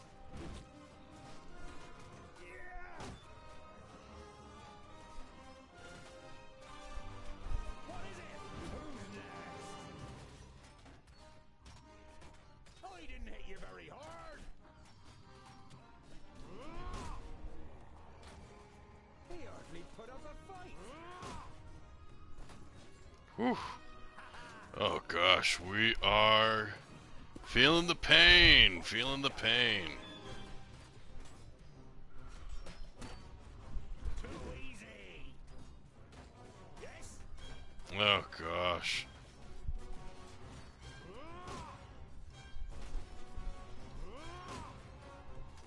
What is it?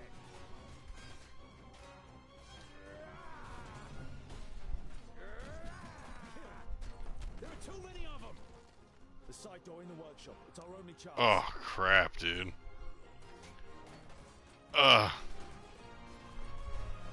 Okay. This is gonna be kinda tricky. Leap. What is it? Okay.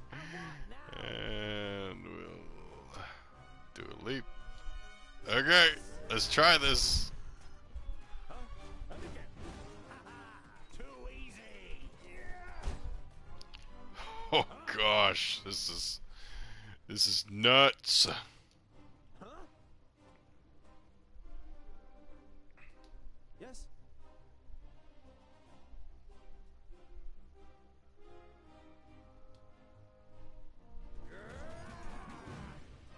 Ow! Hey!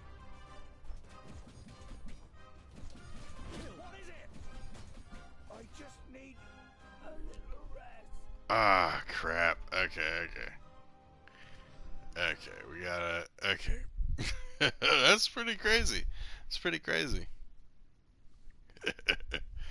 Okay, we can't outlast all of those orcs. We just don't have the power. We take out some of the pillars, then we go back to that forge area. Alright. Okay.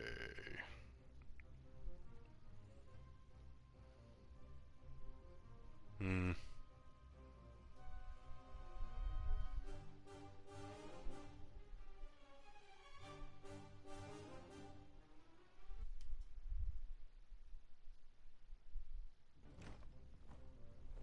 my way.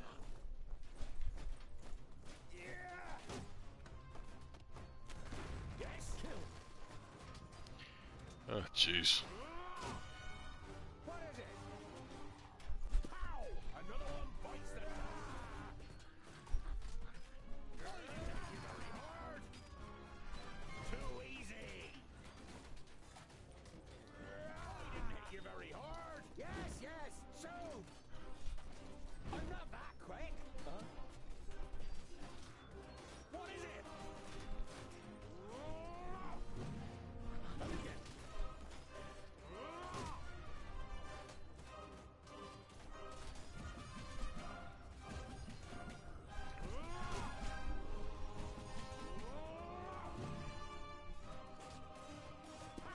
Another one bites the who's next? Okay, that's a lot better. And what now?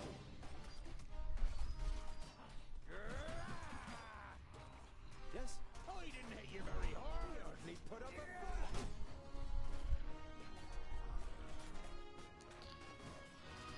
Uh, Easy. Who's next? As good as done. okay.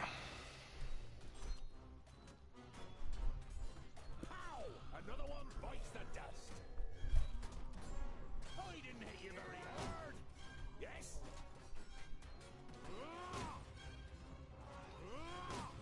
What is it? There are too many of them. The side door in the workshop. It's our only chance. Oh gosh. This is nuts, dude. This is just nuts. Okay. Huh? Yes, soon. Too easy. Yes?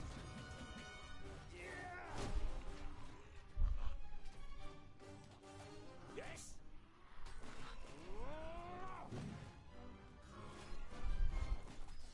Of course. Okay, we got this. Another one bites the dust. To me, boys. Come on.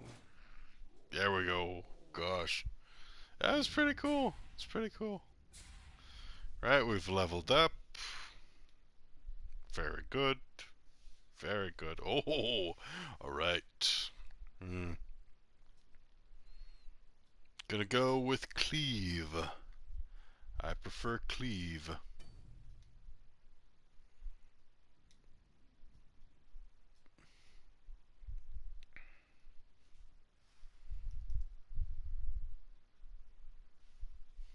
Wow, we're almost at midnight. Almost at midnight.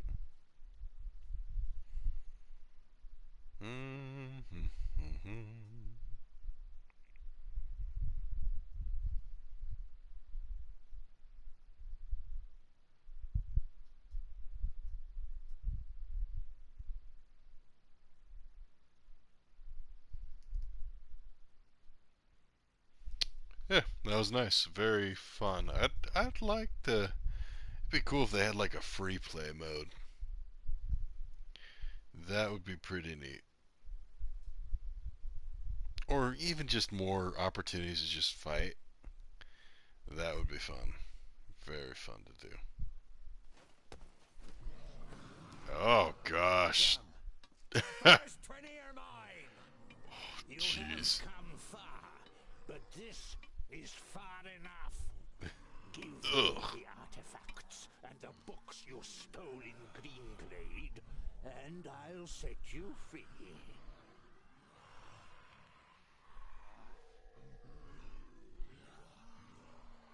What's with the artifacts and the books? They belong to me.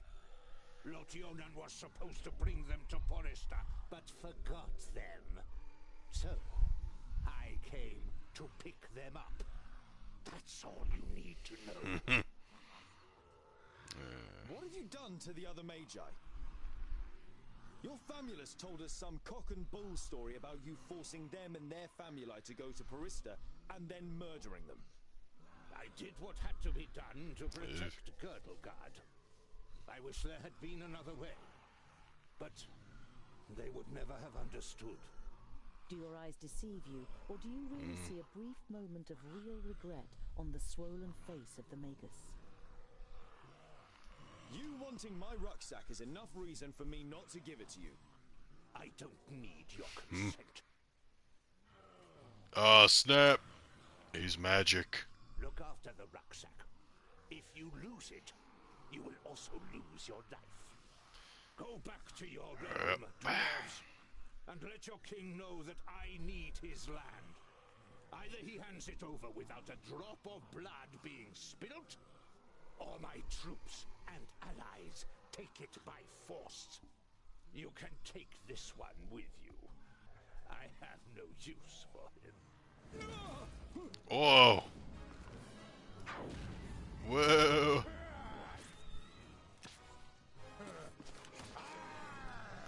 Oh.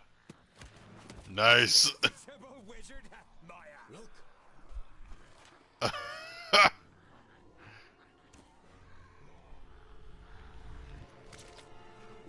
me handle her. Kill the dwarves.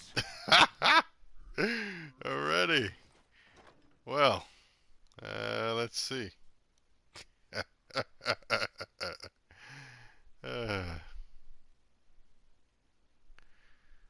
What do we have here? What do we have? Yeah. Give Tongdil that. Alright. Alright. The rucksack! The artifacts! If he wants them so badly, they might be the key to his destruction. There's the orc with the rucksack. Oh crap, he's shooting fireballs. Okay, it's getting a little crazy. Okay.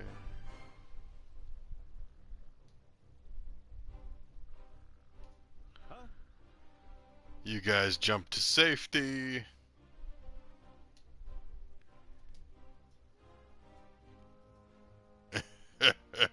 This guy's throwing fireballs. Jeez. Okay, we gotta get that.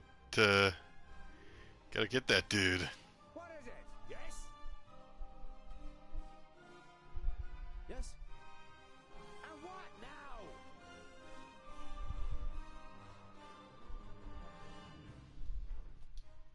What is it? Huh?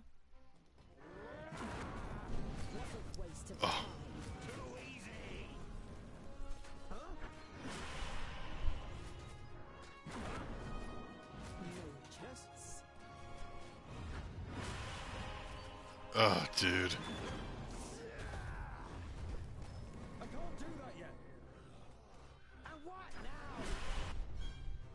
Okay, the things aren't going so well.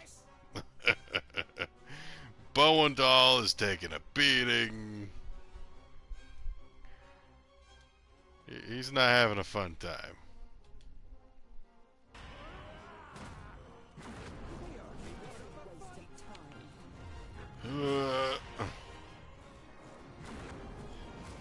Alrighty.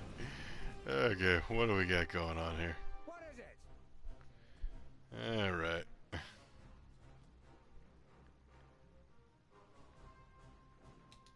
What is it? Yes?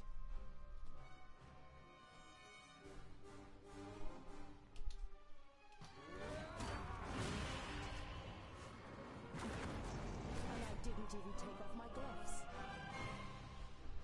I need help over here, quickly. Waste of time. I'm not doing what we do with your axes over here. Yes, yes. I didn't even take off my gloves.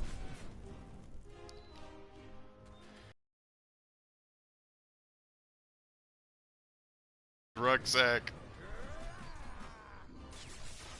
All right. Yes, yes. So.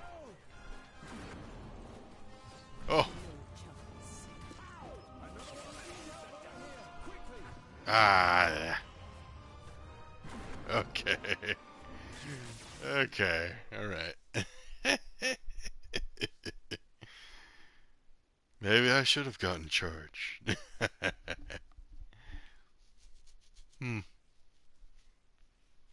I want to try and keep it at medium difficulty because it's doable. These things are doable, but it's kind of tricky. Kind of got to know what you have to do. Tongue Dill with the health potion that worked out well enough. Okay. The rucksack. There's the orc. On my way. All right. On my way. Let's do this stuff. I'm with you. All right. Oh gosh. Okay. Okay. Wait a moment.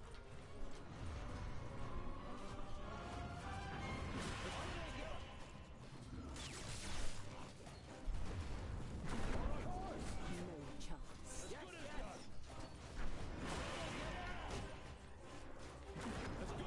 And I didn't even take off my On gloves. my way. Of course.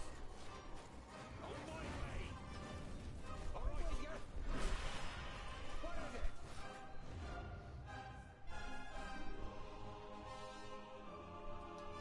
Yes.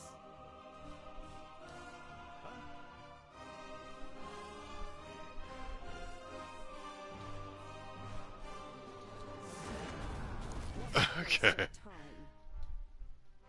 Ah, come on. Come on, game. You can do it. Just unpause.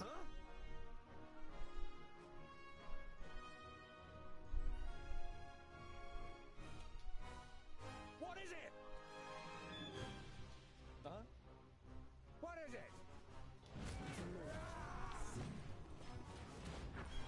So easy.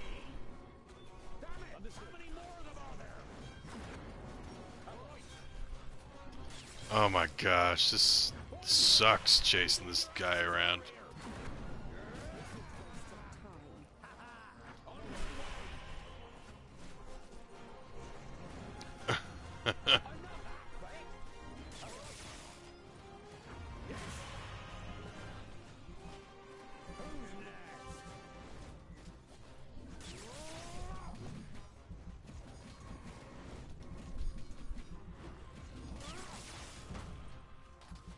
I'll be ready soon.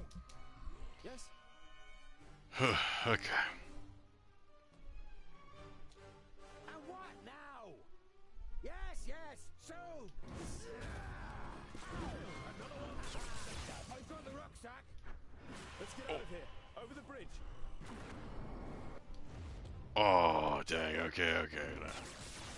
Okay, we almost had it. We almost had it. Crap. Oh, let's just go. Let's just go easy. medium. One more time on medium. Third time's a charm. If we don't get it on medium, then we'll go to easy. But gosh. He's a slippery guy. Very slippery.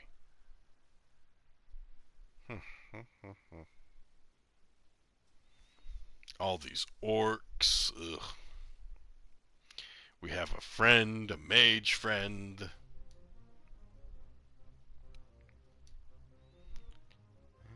Do we want that? Yeah. Yeah. The rock there. As good as done.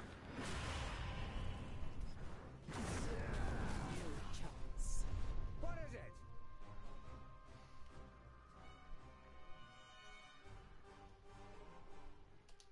Huh? Huh?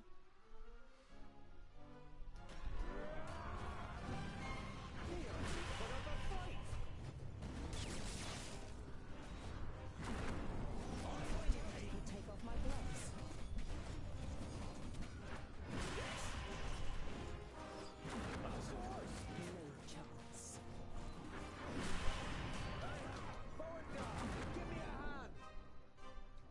Oh, crap. What a waste of time. Okay. Let's just go to easy mode. It's not a fun fight at all. I thought he was gonna... Oh. Jeez.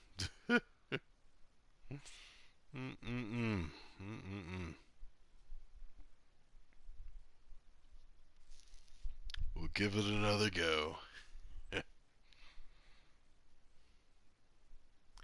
I feel like you should have more battles before this point, though. So, I mean, that's just a lot of enemies. I mean, obviously you're not meant to take them all out, but still. The rucksack. There. Holy crap, bow and doll. The pain, bro. The pain. And what now? Huh?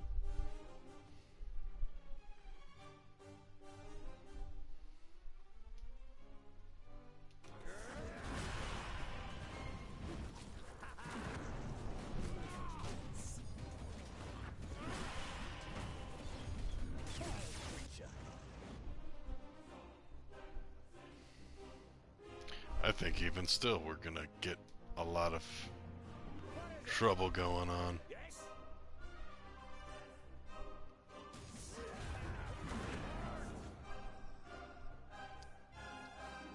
Ugh.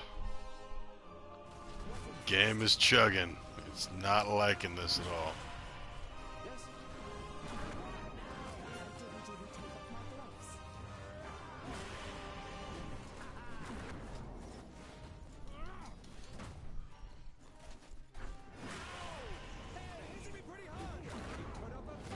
Waste of time.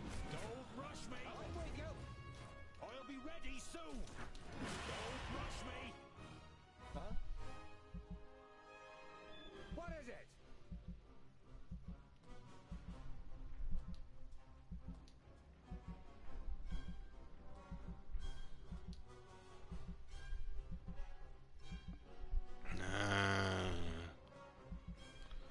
Let's get you out of harm's way, honestly. Yes.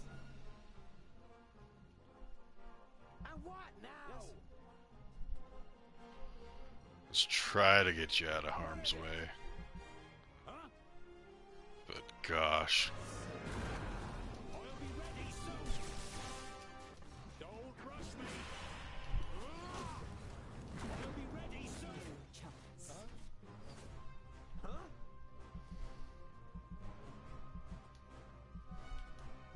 Yes? Yes? And what now? Oh my gosh. Okay. This is kind of just a very tough segment. We're going to go down to very easy because we're just not surviving. Gosh, I guess I ought to just give Bowen Deal the health potion. Ugh. Yikes. Ugh.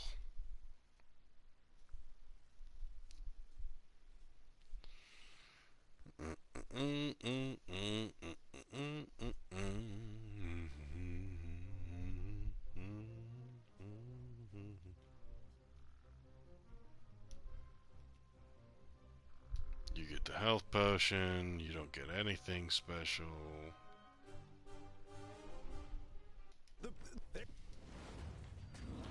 Oh my gosh. We don't get any.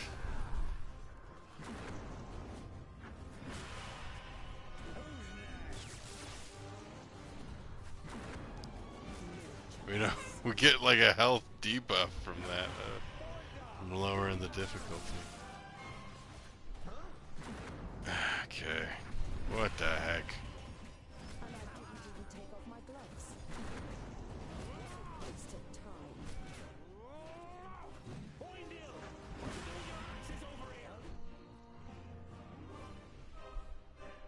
Oh. What is it?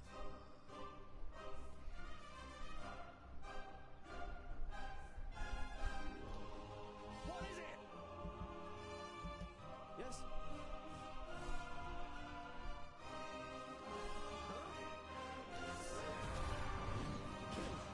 Yeah, I don't know. Yeah. This goblin is being a real pain in the butt. He's being a real pain in the butt.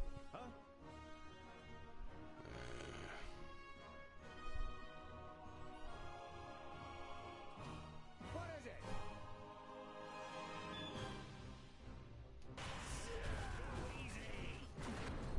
That's a lot of freaking guys over here. Over here, quickly. I'm not that quick. Yes, so. Where is Boydell? Oh gosh. We'll give it another go, but man, this is this isn't easy. It's a bit of a brick wall here. We'll take it at medium difficulty again. We'll see what we can do. Oof. Maybe we try and focus on.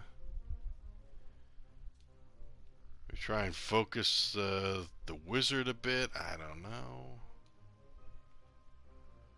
He's not being super cooperative here. Alright. The rucksack! The artifacts! If he wants them so badly, they might be the key to his destruction. There's the orc with the rucksack! Let's get him! Who's next? Okay.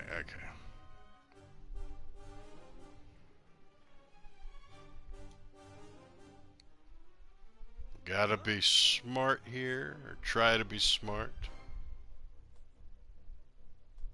Huh?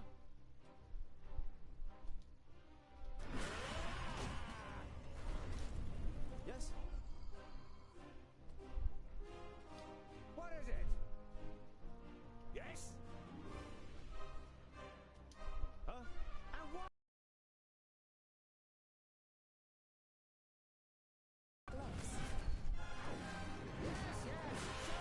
Ugh.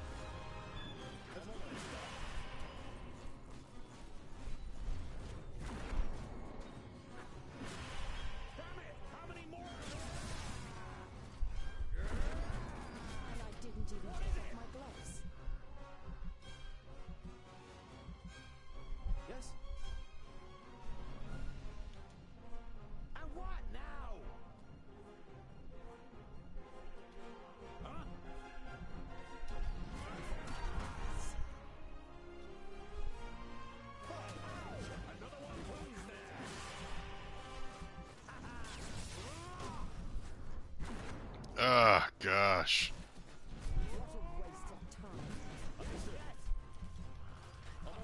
Protect the bow and doll.